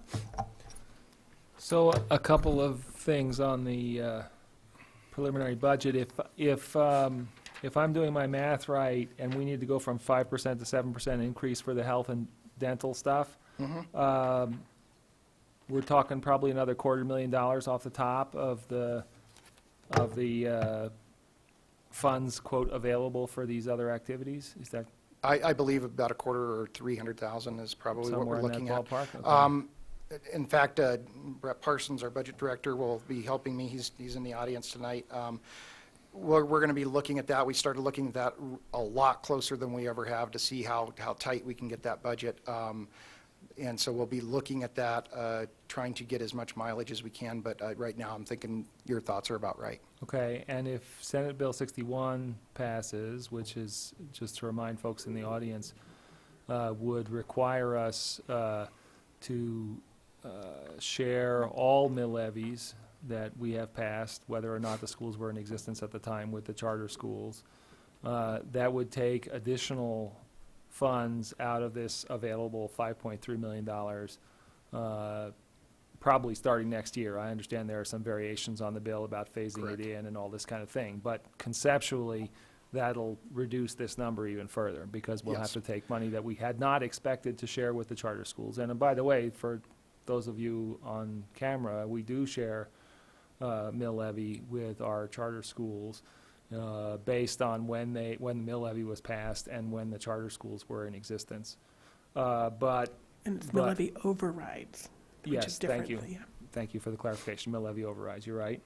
But the proposed law would require us to share all mill levy overrides with charter schools, which would have a negative effect on our budget. That's absolutely correct, and if it were fully implemented immediately, that reduction could be about $1.5 million based on our current estimates. Okay. You had talked about that there's different variants or changes in the bill. They're talking about, the way it is drafted now, talking about a 3-year phase-in, so that could be a $500,000 one year, another $500,000 the next, until Still- we get to the full 1.5 in the current draft that it is. Yeah, I understand. Yeah. Okay. I guess the only other thing I wanted to, and I know you said you weren't going to go into the state stuff again, but back on the preliminary budget key assumptions revenue thing that shows the negative factor growing again. Yes. Our current, and if nothing changes, our current anticipation is that negative factor is going to continue to grow until it hits some, like, really bigger number, right? Yes, absolutely. Do you have any sense about what that number will be? Well, I mean, so if we take out all the factors, Sure. that So, would be the so number, in right? today's budget, the 17-18 budget, the school year we're in, or no, we're not in that one. Sorry, forgot what year I'm in. Sorry, I got 16, multiple 17. years in. I got multiple years in the Sure. budget right now. I So, understand. so the current school year we're in right now, if we were to strip all the factors out of the school finance formula, of which some are projecting that will happen over time, that would equate to about $18 million for Poudre School District in current dollars. Right, and on a per student basis, which is what you have on this slide, do you know what that turns into? I don't know off the Fine, top of my head. okay. And I don't want to do that math in my head. That's dangerous. All right, thanks, I appreciate it. I just wanted to make sure that folks continue to understand that number, whether you do it on a per student basis or on a all students basis, is going to continue to get bigger and impact our ability to meet those objectives back on the other slide that you had. Correct.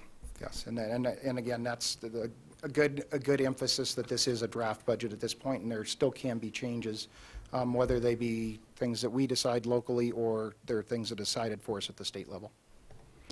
From your legislative work, do you have anybody have any sense of where that charter one is going to go in terms of timing? If it were to pass, is it likely that it'll be a phase-in, or any way of reading the tea leaves on that one? It would probably be a phase-in based on the amendment that went through the state senate. However, right now we don't know which committee the House will assign it to. It's been introduced in the House, and it's probably one of the 2 or 3 most contentious bills out there right now. Yes. Mhm. And it's an example of a bill that's not just contentious in and of itself, but the implementation is critical for every district in the state, almost anyway. So, Correct. So we'll keep tuned. Yeah. And just while we're on the topic of the charter schools, many of the large districts, the CFOs were kind of exchanging emails, comparing notes. How much is your district? How much is your district? We're all in about the same boat. I mean, there's variances from district to district, obviously, but everybody's looking at some percentage. Yes, back to rearranging the deck chairs on the Titanic. Other board member questions? I guess I would like to point out something really cool the district's done in the last couple weeks. if you go onto the main psdschools.org website and you go under Focus Projects and you click on School Finance 101, you will find the most awesome video ever. Thank you to our communications team. Oh, Dave's going to show. I'm going to try to pull it up as And you're right talking. under that is a fact sheet about school finance in Colorado, and I believe that's the one I saw for the first time on Thursday morning that our communications team put together, which totally blew me away. So thank you to our communications team because, so here's the thing. The Colorado School Finance Institute recently did a survey of what people thought Tabor was. Most people think it's a shopping center in Denver, okay? Most people do not get the implications that that has on our budgets and on our everyday lives. And if anybody wants to talk school finance, I'm always more than happy to sit down and talk with anybody about it. Yeah, so there he is under Focus Projects on the main page on School Finance 101. If you click on that, it's a seriously worth the 2-minute and 10-second investment to go watch that video because it puts it very clearly. It explains not only how our schools and PSD are financed, but how we as a district spend the money. Okay? And then that little blue thing right underneath it is a nice little printable sheet that you can print out and share with people because it really does a good job of encapsulating a lot of information in a small amount of space. So thank you so much to our communications folks for putting that together. Absolutely. Yeah, that's probably the most important thing. The other thing I'd like to say is thank you to Sarah Jane Kyle in the back there who's been doing a nice series on school finance. There's a lot of good information there. I had somebody ask me just today about, well, you know, we're getting that marijuana money now, right? So I was able to refer them to Sarah Jane's article that she did just like the other week in the Coloradoan explaining, oh, and it's linked to, I'm being told, on our that page that we were just on. So there's a lot of good information there, and really what we are in the process of doing, we have to be, is educating people, since somehow we have turned into, instead of a Republican form of government where taxes are concerned, we are now a direct democracy. So it involves educating every single voter in the state if we're going to figure out how to fund schools adequately. So anyway, thank you to everybody who's had a hand in helping to do that. And this is some work that I know many of us on the board are interested in continuing because it's incredibly important in how we educate our next generation. You look like you want to say something, Yeah, Rob. and I know that our focus obviously is education as the Board of Education, but I'll just tag on what you said. It's going to be an issue of funding, generally funding services in the state, including transportation and other kind of services, pretty soon. We're going to have to figure out how to deal with that as a state. We're either going to accept less, or we're going to have to find some way to pay more, frankly. So, you know. Because ultimately, it's not right that we have the #1 economy in Colorado right at the moment, and we cannot adequately fund education. And that's just K-12 education. I'm not even talking about higher education, where in our state, the cuts have been devastating. I have 2 kids in college now, I'll just tell you that. Okay, so I'll get off my soapbox. Any other comments on this subject before we move on? Now, do people want a break, or are we going to move directly onto the components of student-based budgeting? Apparently, no breaks for us tonight. On to student-based budgeting components with Todd Lambert and Scott Nielsen. Brain cramp, sorry.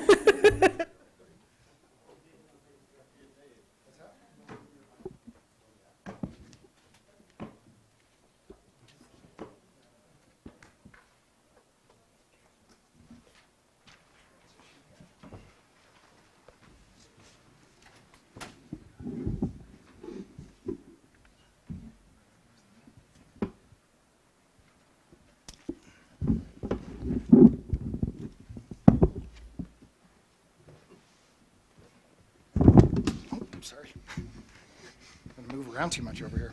All right. Good evening again, and we are here to present really information that does encapsulate the components of student-based budgeting, but it actually goes quite a bit further than that and talks about other resources our schools may be receiving, whether it be from federal grants or just internal allocations. This was at the request of the board to understand better how we are funding our schools.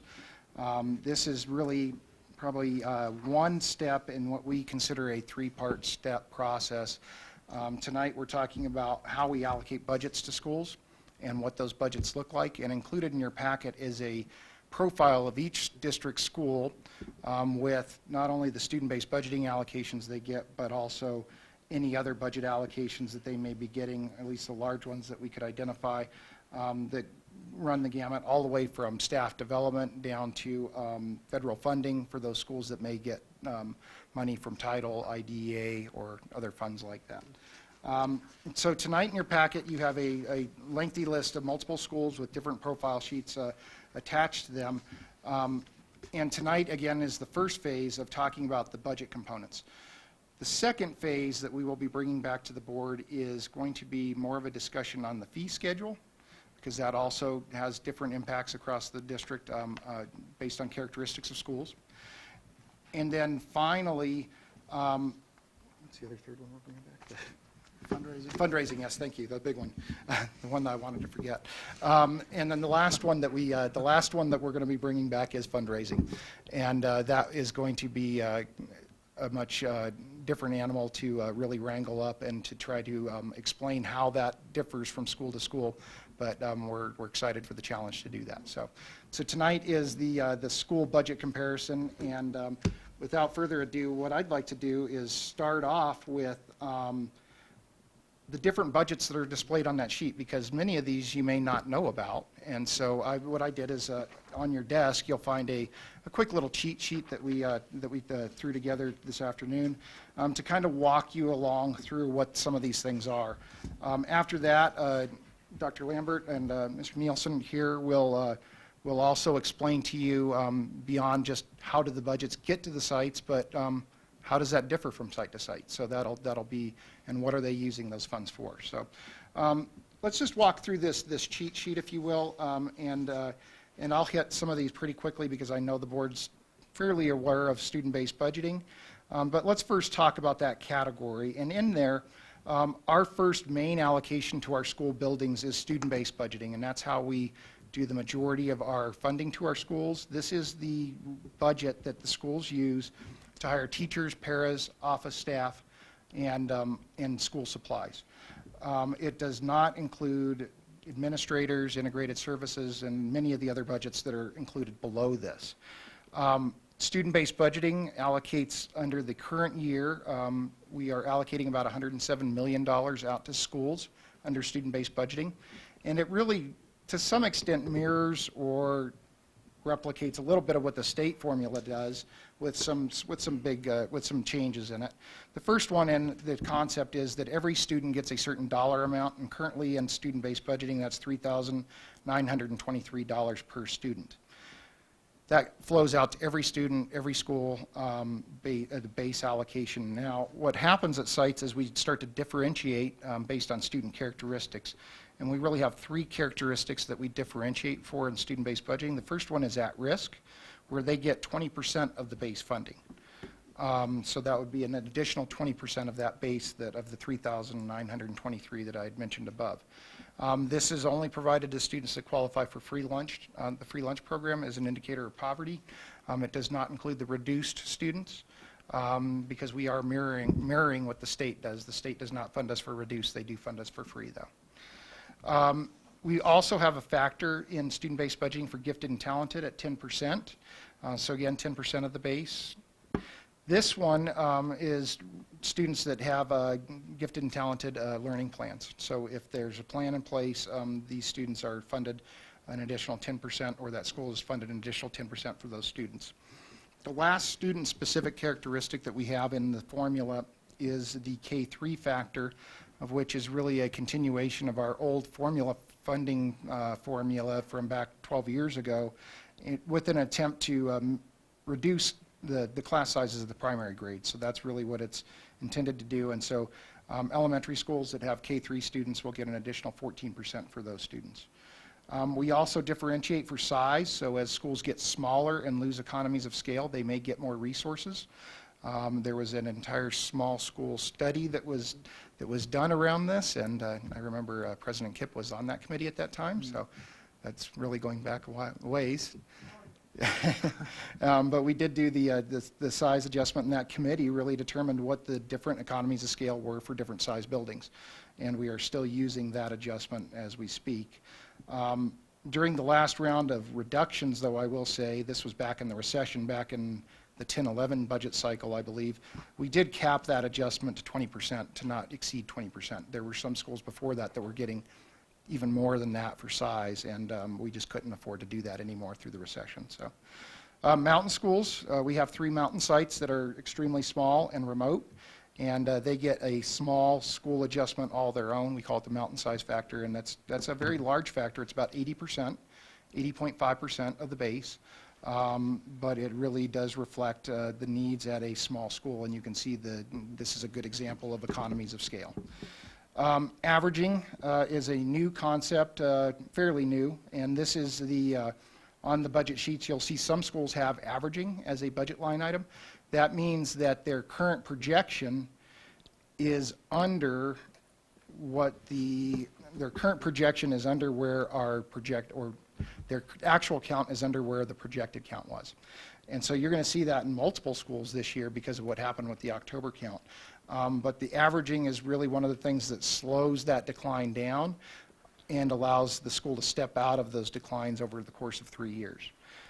Again, there is a cost to this, but as we sat with the comp plan meetings, I can say multiple principals commented on how much they appreciate this adjustment because it's taken a lot of the variability out of their budget planning. And it also helps them not to feel that they have to be so conservative and save so much money. So we're trying to also keep people from just stockpiling and say the money's for the kids, spend the money. And this averaging allows them to feel safe enough to do that.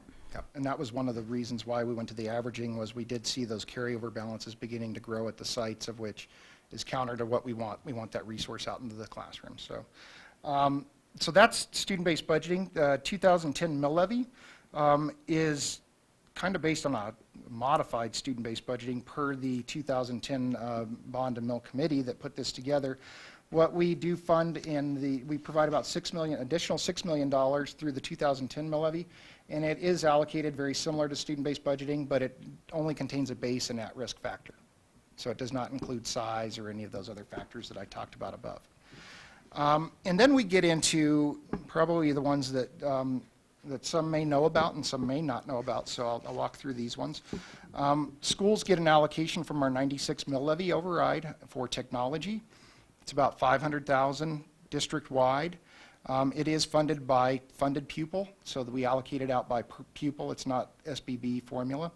And this is really intended for consumable type supplies. We put a lot of technology in sites, but they found that there's consumable supplies like light bulbs that burn out in projectors going out, chargers for laptops, batteries, things like that come along with that. And so this budget is still intact and has been repurposed to help with those consumable supplies. Staff development, we allocate about $300,000 out district-wide, and this is to help sites to provide professional development at the school site level. Elementary schools receive an allocation from our textbook budget of $230,000 district-wide. This was a change that was implemented many years ago where we were buying a lot of workbooks and kids were only using a handful of pages out of those workbooks. So now, and I don't understand exactly how this works, but we are buying master copies and they're only making photocopies of the pages they use, a reduced cost for the district and for those sites. But we needed to provide them some budget to make those copies because the cost is now incurred at the site. And again, this is something we did, I want to say at least 6-7 years ago, so it's been in place for a while. READ Act is a new, not new anymore, but about 3 years old legislation where the state is actually providing us money to support students on READ plans. We currently get about $830,000 from the state for this. You'll see that in the preliminary budget that I just talked about. Maybe not quite that number. I'm talking about this year's number, the 830.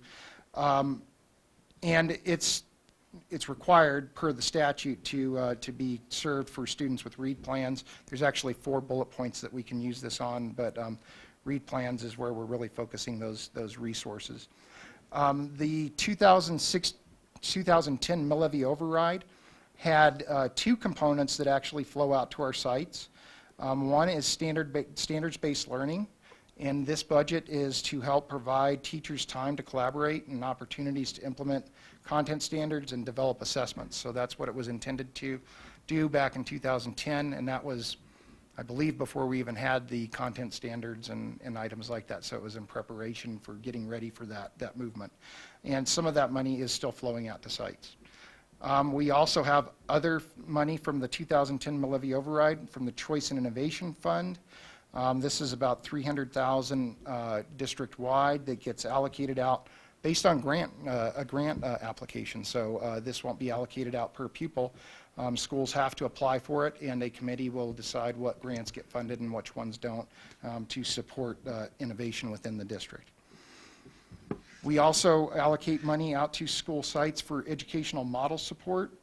This is really for those school sites that have, the best example is probably IB, or maybe even Leader in Me, although IB is probably the larger piece out of that. It is the larger piece. This is where we're required to pay certain things, whether it be professional development or registration fees, to be able to use the name. And those flow through Assistant Superintendent Haberer's office. She reviews them, and we actually have a document that tells us what's allowed in there and what's not. And so this allocation is directly to support those schools. So it will be different for each school. You won't see an allocation for schools that this does not apply to. We had a budget priority a number of years ago, probably about 3 or 4 years ago, that identified support for high-risk schools, and we call that accreditation with support. Currently, we have 3 campuses receiving accreditation with support, and it is a distribution of about $650,000 district-wide for those 3 sites. English language and culture, this would be John McKay's department. This is for our English language support at our sites. It is allocated out very similar to the one below, integrated services. Dollars aren't necessarily allocated out to the sites, although I've displayed them as dollars on your summary pages. They're really allocated out as staffing units to the sites. But I think what the intention of this analysis was to see what level of resource was out there. So we've converted those into dollars. And then finally, and then I'll stop talking here, the federal funding. We have included at least the 3 largest grants that we have. That would be IDEA, Title, and Title II. So that will differ from site to site. Now, when you're thinking about IDEA, though, you really have to kind of take that with the integrated services of budget above. They don't really segregate and say, okay, this site has to be IDEA funded. They use it across the district. So really think about those as 2 resources that they use and commingle to provide resources out to the sites.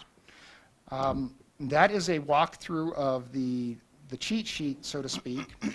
And also on your tables tonight, we have prepared, in addition to the information that's in your packet, we have prepared a 1-pager that includes a side-by-side, both elementary and secondary, that shows what these budgets look like for differing schools. So in the elementary school budget comparison, what we've included is what we would consider more of a typical school, Werner, and then a high-need school like Putnam Elementary, which has higher at-risk counts, and then something that might fall somewhat in the middle, like a Linton Elementary. At the secondary level, very similar. We've compared Kennard, Wellington, and Lincoln Middle School in these analysis. At this point, I'm going to turn it over to Dr. Lambert and then Mr. Nielsen. Thanks, Dave. If you would, I'm going to work off the sheet that has the elementary schools across that and just take a few minutes and use that time as an opportunity to show you how SBB compares across schools. These are, as Dave said, 3 very different schools on their populations, and I'd like to show you some of the similarities as well as some of the differences to give you a better understanding of how that money's allocated. So I'm working off the sheet with Werner, Linton, and Putnam across the top, and if you notice from the base on down, right where it starts up at the top, all those columns are filled to a certain point as you come down, but you start to notice a difference between the schools, and we'll start, and the differences I'd like to point out to you. Werner Elementary receives no funds for title, and they also receive no funds for accreditation with support. So if you go down their column, you'll see those sections are blank. But if you come over to Linton, Linton receives title funds, but not accreditation with support funds. And then if you move over to the right there, you'll be able to see how Putnam puts that money together both in title and accreditation with support. The point we're making is that as our schools are impacted, students have needs, we flow dollars directly at those needs. I know a lot of times folks ask, how do you take care of schools that are highly impacted or students that are impacted? I think we have a really fair, strong, consistent mechanism that our principals support and understand, and I think Dave did a nice job of putting these on a side-by-side just so you could get a good look at how 3 schools that serve different populations handle their money. And I know Scott's also going to share that and use the secondary version as well. Scott? Thanks, Todd. As you look at the secondary model and you go down, you'll notice the first one that is different there is that you have 2 schools that received money for averaging. I guess we'll go above that and look at size adjustments. Kennard, obviously the largest of the 3, so it doesn't receive any additional money for a size factor. It's large enough to be above that. The other 2 receive money for the size factor. Kennard and Lincoln both, their numbers came in below their projections, so they would receive that averaging dollars, where Wellington continues to grow. And then as you slide down further, you see, in this case, Lincoln received choice and innovation dollars. Lincoln has that educational model support for IB. That money there is used for IB fees, but also training that goes with. The other 2 schools don't receive the IB money. You have the English language culture support people. Wellington, about a little more than half of a staffing unit, and at Lincoln, about 5.5 staffing units. And then you get down to, there are no secondary schools with Title I, but you have Lincoln receiving Title II, and again, it's dollars here, but it goes at the site to help pay for their math coach and their literacy coach. And again, it's around providing staff development. That's how so again, as Todd said, a mechanism is in place through the accreditation with support, Lincoln being one of those 3 schools that receives the 3 staffing units for that support. A mechanism that allows for us to support our schools with more at-risk needs as we look at providing dollars.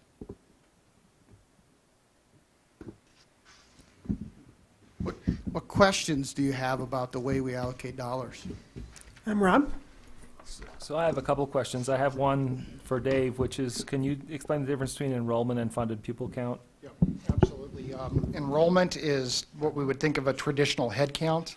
Funded pupil count is the amount of pupils that the state funds us on. So the easiest example on the elementary page is the state only funds kindergartners at 58%, so they only count as 58% under the funded pupil count. At the secondary level, I believe there was some discrepancy between enrollment and funded pupil count on one of those sheets. Wellington. Yeah. Those are part-time students. That's what I figured. Okay, fine, thanks. Which I think would be even more evident in high school. Yep. Yes. So, as we begin to understand how these, how to compare these numbers across the spectrum, just using these as examples. I know we have all of them in our packet.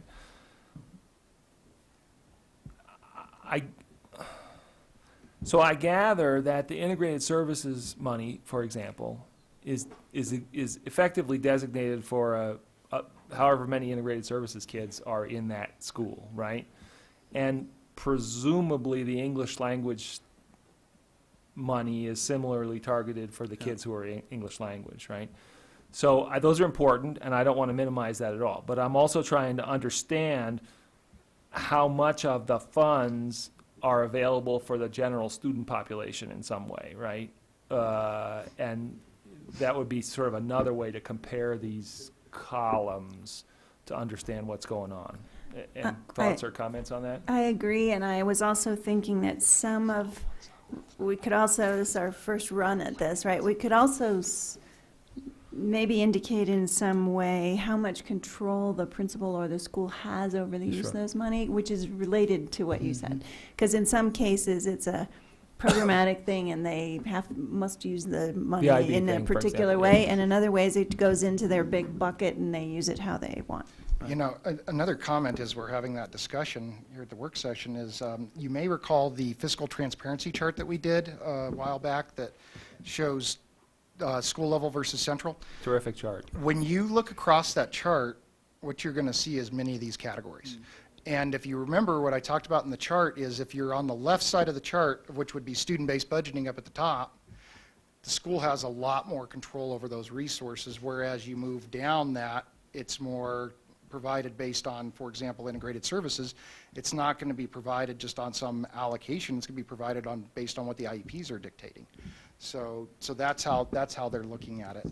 But the control thing is a really good way to look at it. I think you could use this in conjunction with that other chart. Well, so let me, I don't know the answer to this. So if we take, for example, title funding, right? It's allocated to the schools based on some understanding of the need that they have. Do the principals have flexibility to use that title funding how they believe it will best meet the needs of the students in their school, or are there limits or rules about how they can use that funds? There's a little of both. Keep in mind how Title I funds flow. They flow from the federal government to the state, and then from the state to the districts, and they're based on the poverty level. Our poverty level right now is just a little under 13%, which is actually a little bit below the state level. Then once those funds come in, they're allocated from our offices based on the need of the school. And it's based on the free lunch, not the reduced lunch, but just the free lunch, and they're put in rank order based on those needs. So the highest level of free lunch is going to receive the highest level of percentage there, and it's based on the school, not the individual number of students. Regarding Title I, what we typically do, we're lucky to have a really solid administrator like John McKay that collaborates with the schools, and they plan together. They develop a school-wide Title I plan annually, and that money is allocated at that point, and so the principal and our Title I manager, director, it's one of John's responsibilities. They plan that together and allocate those funds together. But they could allocate them.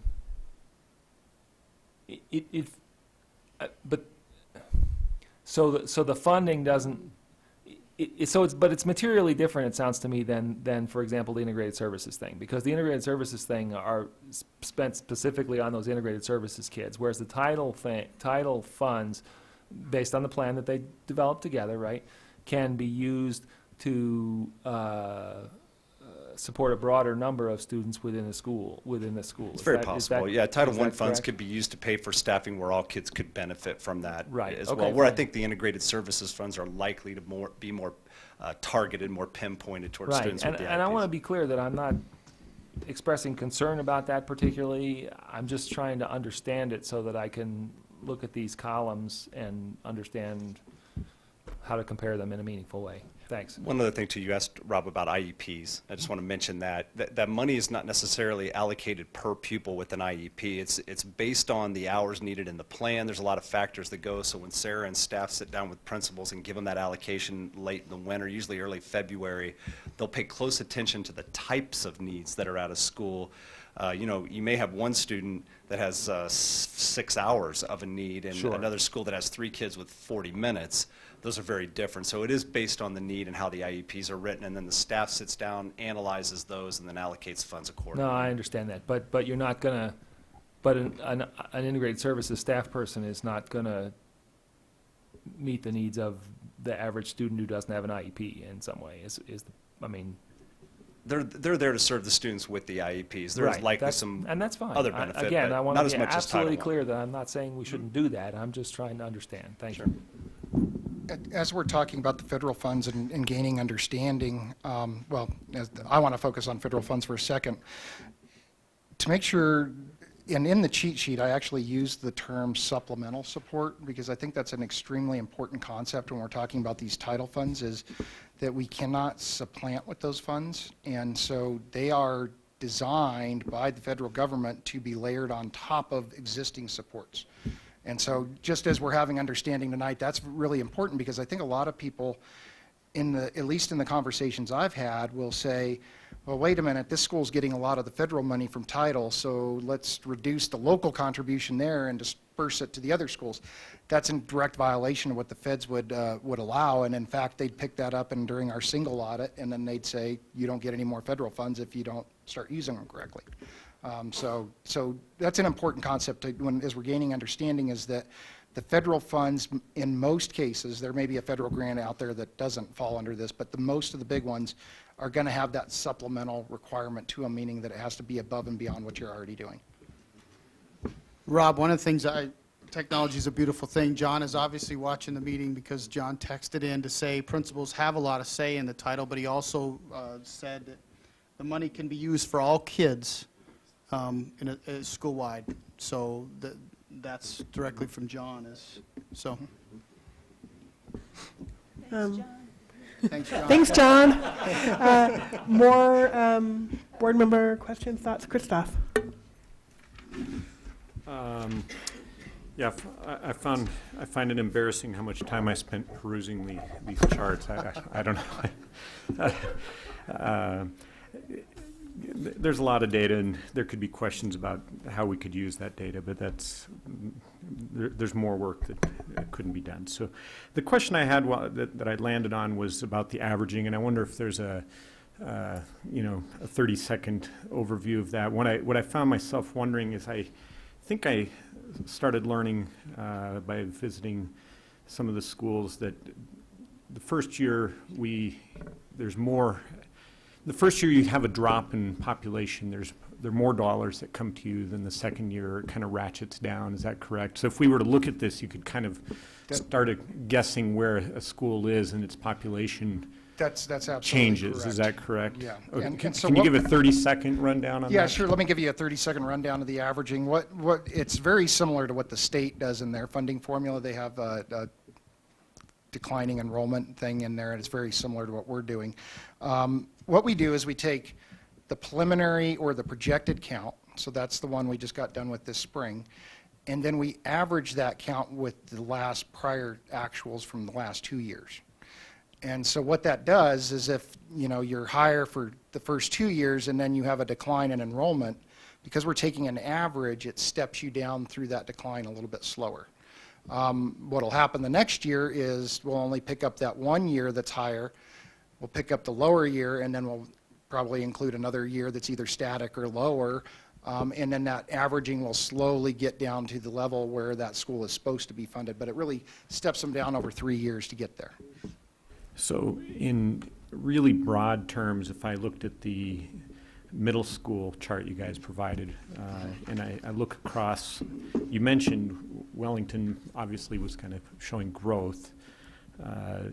Kennard had over $80,000 for averaging, and Lincoln had 40 plus. So I might, in my head, think that Lincoln has seen 2 years of declining population, and maybe Kennard has seen 1 year of declining population. Yeah, Something like that? No, I think that's where the devil's in the details on this data, I think. Sorry about that. Why the 16-17 year averaging looks as big as it does for some sites is this is the year we missed the October count. And so what happened is once the October count was finalized, we reran the formula based on the actual at-risk counts, the actual GT counts, all of that. But because of the way we're doing the averaging, we had already guaranteed schools, this is your average number. So that average actually grew as we recalculated the budget mid-year because of the drop in October count. So what you're seeing this year is what I would consider an abnormally large averaging year because of that dynamic with October count. Next year, we've seen that, for example, the averaging, because we missed the October count, is costing about $1.8 million across the district this year. Next year, I believe, don't hold me to this number, but I believe because we've dropped the counts and we're starting to step down, that averaging has reduced down to about 800,000. So, so we're getting there slowly, but this year is an anomaly, and that's going to make those numbers look a little bigger than usual. Okay. I'm just going to mention really where my mind was wandering, and this is kind of off topic, is if there's any data in there that we ought to be looking at for the long-range plan. You know, when I was looking for these maps, it was because I was wondering, I know the city has a lot of maps with overlays. They store a ton of data in the third dimension of their maps, and I just don't know if there's something telling about where we're seeing the growth and where we're not, and it's all hidden in this data that's worth watching as we kind of continue the planning. So I'll throw it out there, and I don't know if there's a way to answer that. Maybe without our planners here. I think that's definitely on our mind, so, yeah. I do want to mention, I mentioned that the averaging had dropped from 1.8 down to 800,000. I was told by our budget director back there that was incorrect. It was 1.8 million this year, and it's dropped to 1.3 next year. So we are seeing a decline. It just wasn't as great as I thought it was in my head. Rob? So part of that averaging business is based on the assertion that we're making that we're going to have 0.35% growth or whatever the number is we picked, right? Because that says something about the enrollments at the schools, or how do those two numbers relate to each other? And what happens, by the way, if we get 2% growth? Well, 1%. If we get some higher number. Yeah. Or for that matter, some lower number. But I think so yeah. I mean, I think we're going to get into the weeds a little bit, but let me try to answer. You can send us to the corner whenever you're ready. So. Speak for yourself. So let's go with your example of, let's say, because we've budgeted for 0.35 or 0.35% growth.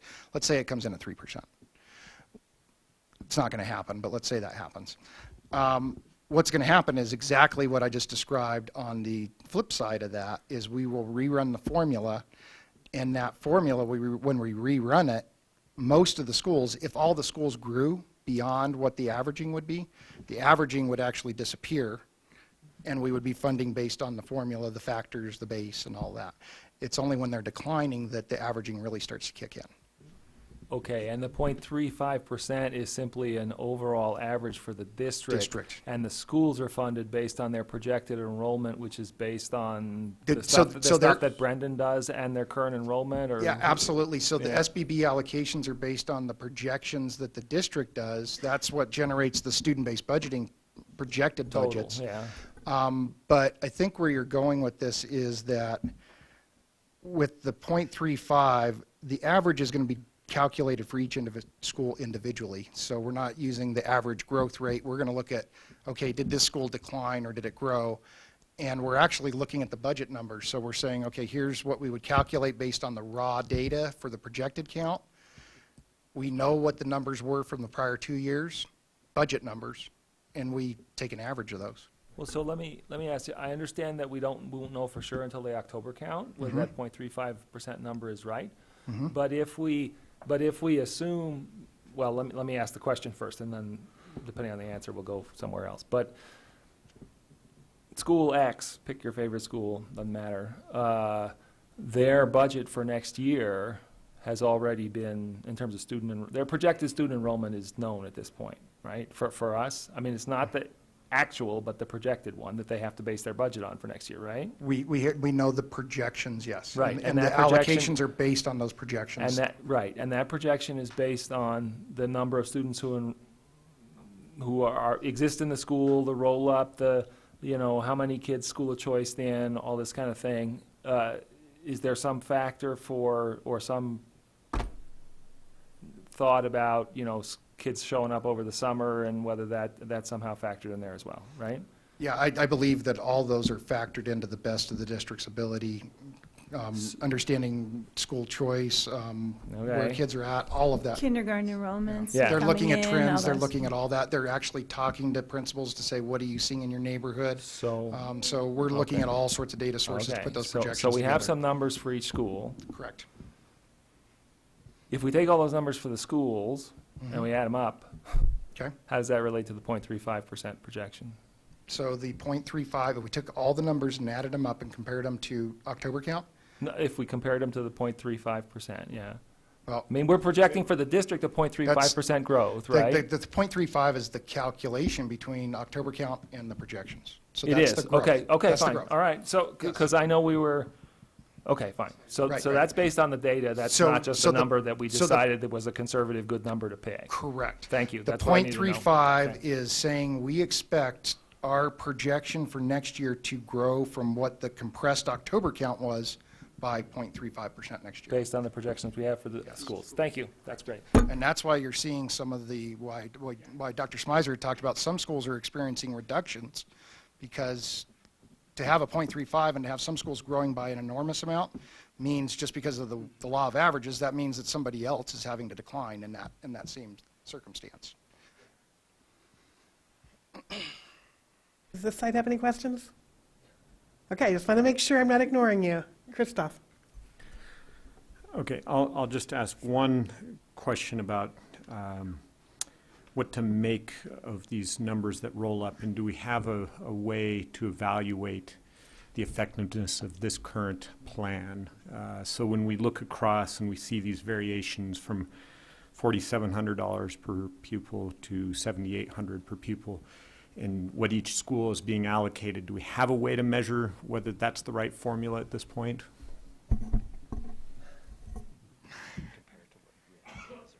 Yeah, I mean, yeah. I don't know that I'm the best person to answer this, but since nobody else, go ahead. I would say that when we look at the ends, when we look at the monitoring report, we need to be looking at it through the lens of resources that are going into it. I think if we try to look at other data points, maybe we're skewing what we're trying to go after. So I think that question is a valid question for us to think about as we think about what we're monitoring site by site. Yeah, I acknowledge. I think it's hard to answer. I just think it's worth reflecting on, and I suspect it takes some years of watching what's going on, and I think that's how you came to these current, like the averaging that's new, and right. I'm just, with all the data crunching we do, I was wondering if there was any way to connect it to some measurement, but that said, I understand it's complicated and it's kind of maybe narrative based or experience, so. If I can say, I was on the student-based budgeting committee. I was on the small school study committee back in the day, many, many, many years ago, before I was on the Board of Education. And those are things that they asked. They said, well, how are we going to reevaluate this over time? And I know Dave and his subsequent committees have gone back and evaluated over time, like for the student averaging and for other numbers, and tweaked them because they said, well, wait a minute, this isn't working the way we want it to work. So I know that they continue to look at those, and I appreciate that, but just wanted to throw that in there. Can I add one yeah, more go ahead. example from over the last couple years? We were allocating John McKay's budget out to schools, and so based on English learners, and he worked with the principals and looked at the programming and said, you know, I think we could do better services for kids if we didn't allocate it, we kept it central. And the principals said, yeah, let's try it. So those are a couple examples of where people are looking at the system and saying, is this really working? Principals that were getting such a small allocation they couldn't do anything with it, they've reworked that whole system. I think I'll just comment. It's interesting because it's hard to answer that question, and yet at the same time, I suppose the point of bringing this to the board is for us to ask that very same question, right? I mean, so I think we as we go through these several sessions that we talked about, that must be something we want to address a little bit somehow. as best we can. I think another point was just to bring some of this stuff to light, because I think there's a lot of misperceptions out there about how we fund schools as well. Well, and I think if I can just say that you notice over time that as a district, we can adjust much more easily. I'm not saying it's easy that we're a slow and bulky, large organization, but it's just sort of the comparison that if you start writing this stuff into legislation, at what point are you then able to be nimble and change as time goes on? And I think that's one of the problems that we have as a whole group of people down in Denver who seem to think that they know better than all of us and best, and how we have an antiquated finance formula that was developed in, 92 or 94, one of those years, I don't remember which one, but it's so old and so archaic, and it's not really working the way we need it to work, and that's one of the reasons we need to look at what is being done, but we also have to be really careful about writing things into legislation, or worse yet, into our Constitution, and think that that's going to be a good long-term solution. So, sorry to get on my soapbox again. Do other board members have comments? Okay, one quick question. You mentioned the fiscal transparency chart that you did a couple years ago, which was awesome. Are you updating it at all, or? Yeah, I'll have to check, but I believe the last audit, the fiscal year 16 audit, is posted. It is, and that document actually shows up in our revised budget from January. So it's in multiple places out there. Oh, okay. Is it on that cool School Finance 101 page somewhere if I went and looked? I'll have to check on that. I don't Okay, know if because it's on that. it's a really, really cool chart for anybody who's never seen it. So Let me check, and if it's not posted out there where it's readily available, I'll make sure we get it there. that's awesome. And I just wanted to say thank you, because as much as I was on those committees years and years and years ago, and as long as I've been on the board now, which feels like almost forever, but not quite, I've never seen all of the schools' budgets pieced out and parted in that way, and I think that's just really the epitome of transparency. And I think it also will go a long ways if anybody goes online, anybody in the public has access to our board packets, and you can go look and say, wow, look, we thought that these kids weren't getting a fair shake at this school. However, wait a minute, they're actually getting more funding than the kids over here, and we thought that these were the rich schools, because that's how people talk to me. They say, oh, well, all the wealthy schools. Well, if you go and you notice that all the wealthy schools typically get less per pupil funding because there's higher needs in other areas. So I just wanted to point that out. It's really, really important, and I think if you went and looked through some of those, there would be myth busting, and if you happen to have questions about it, I think that that's the other piece of it, is that there are people here who are willing to answer your questions and say, well, wait a minute, I didn't understand why this school's getting all this money and this school's getting like half that amount of money. There are answers to those questions, and yes, this is a fact. That's the way the school financing is done in our district, but we are doing that in an attempt to be equitable. So I just wanted to point that out, because I think it's really a great thing to put all those numbers out there, even though some people say, wait a minute, why isn't my school getting enough money? Well, ask the question if you're wondering, because there's an answer. And maybe we're doing it wrong, maybe we need to do more tweaks in the future, but it's right now what we have, we believe, is a good approximation, or at least I believe that. Anyway, so enough on this topic. Are we on to the next? Before we move off the topic. Okay, not yet. And I just want to give the recognition to Brett Parsons, our budget director behind us. The three of us were just chatting here, saying we wouldn't have this data if it wasn't for Brett crunching those numbers for us. And you're right, we have not produced data like this in this format as publicly as this. And thank you to Brett for doing it. Thank you very much, Brett. We appreciate it, and we appreciate you hanging out with us tonight, because I'm sure you had nothing better to do than spend the night with the school board, but thank you for being here. Okay, 5.5 legislative discussion.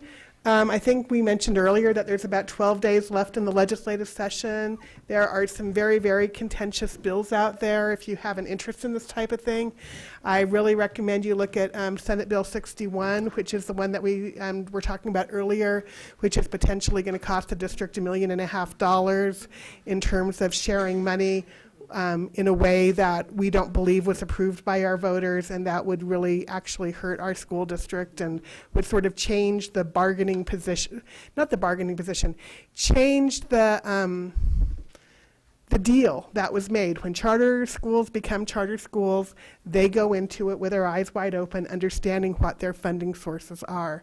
And to change the funding formulas when there isn't enough money to go around already, it truly is rearranging the deck chairs on the Titanic, and we don't want to sink. Another bill that would be very interesting for you to look at is 267. It has to do with rural schools or rural sustainability. But as part of this, you've probably heard us talk about the hospital provider fee before. One of the things that bill would do, in addition to giving some money to rural schools and in addition to turning the hospital provider fee as something that's in the general fund, which is subject to the Tabor cap, it would take it out of that and make it an enterprise fee. However, it would also reduce the Tabor cap by that same amount. So our board has taken an amend position on that bill, and that might kill it because I know that's one of the really contentious things. Some people think that that we shouldn't do any of that, and so the only compromise is to lower the cap and reduce the amount of money we are able to keep by changing the provider fee. We don't believe that's a great solution. One of the things, though, that unfortunately the very people who will probably kill it are the people who represent those communities that are going to be devastated if that bill doesn't pass amended, because what will happen is there's about $300 million that goes to rural hospitals through that hospital provider fee, and some of those hospitals in very rural, desolate areas will not survive, and they will close, and it will devastate some of our rural communities in Colorado. And I don't know what to say except that every year the budget situation continues to get worse, and somebody's going to get hurt. And I don't want it to be the schools. I don't want it to be the rural communities. I'm hoping in the next 11 or 12 days or whatever it is, people can come up with a compromise. I don't know that they can. Call your legislators. 1181, which is a bill that will actually keep park testing out of high schools next year, is very likely to pass. I think it's probably almost practically on its way to the governor. So that means that instead of that, people are going to take sort of, now they take SAT in 11th grade, SAT, then they'll take PSAT, and they'll take PPSAT. Rob, you have something to say? I was just going to say that bill in particular is one that we were pushing for, and in a different form, actually, we had asked one of the legislators to carry it, but this other bill came through, and we enthusiastically support that direction. Yeah, and there's a few other bills going through. Would anybody like to mention any of the other prominent bills? Or I think those are the really most important ones right now. The School Finance Act, as Dave mentioned, is on its way through the legislature, as is the long bill. The long bill is like the entire budget, and the School Finance Act is just that. And it's telling us we're going to lose about $50 million, which, by the way, the legislature said they would not increase the negative factor. That means we lose more money. Again, but they've decided to change their minds because there frankly is not enough money, which is really tragic in the #1 economy in the flippin' country. And Colorado has the #1 economy, and we're cutting education. How is this okay? Just saying, there's big issues, and I don't think we waste a lot of money. I mean, if you think that we waste money, talk to her because she's a superintendent, and I'm sure she'll fix it. But just saying, I think we do a pretty efficient job of using the money. And, well, you know what? The buck stops there. I'm sorry. Well, no, the buck stops here. And you know, for actually making it happen, it stops there. So between us, we will share all of the blame. But with that, I guess we're on to 6.0, agenda planning. Okay. Does anybody have any additional items that they think that we needed to add to the agendas that we've not already discussed? Cool.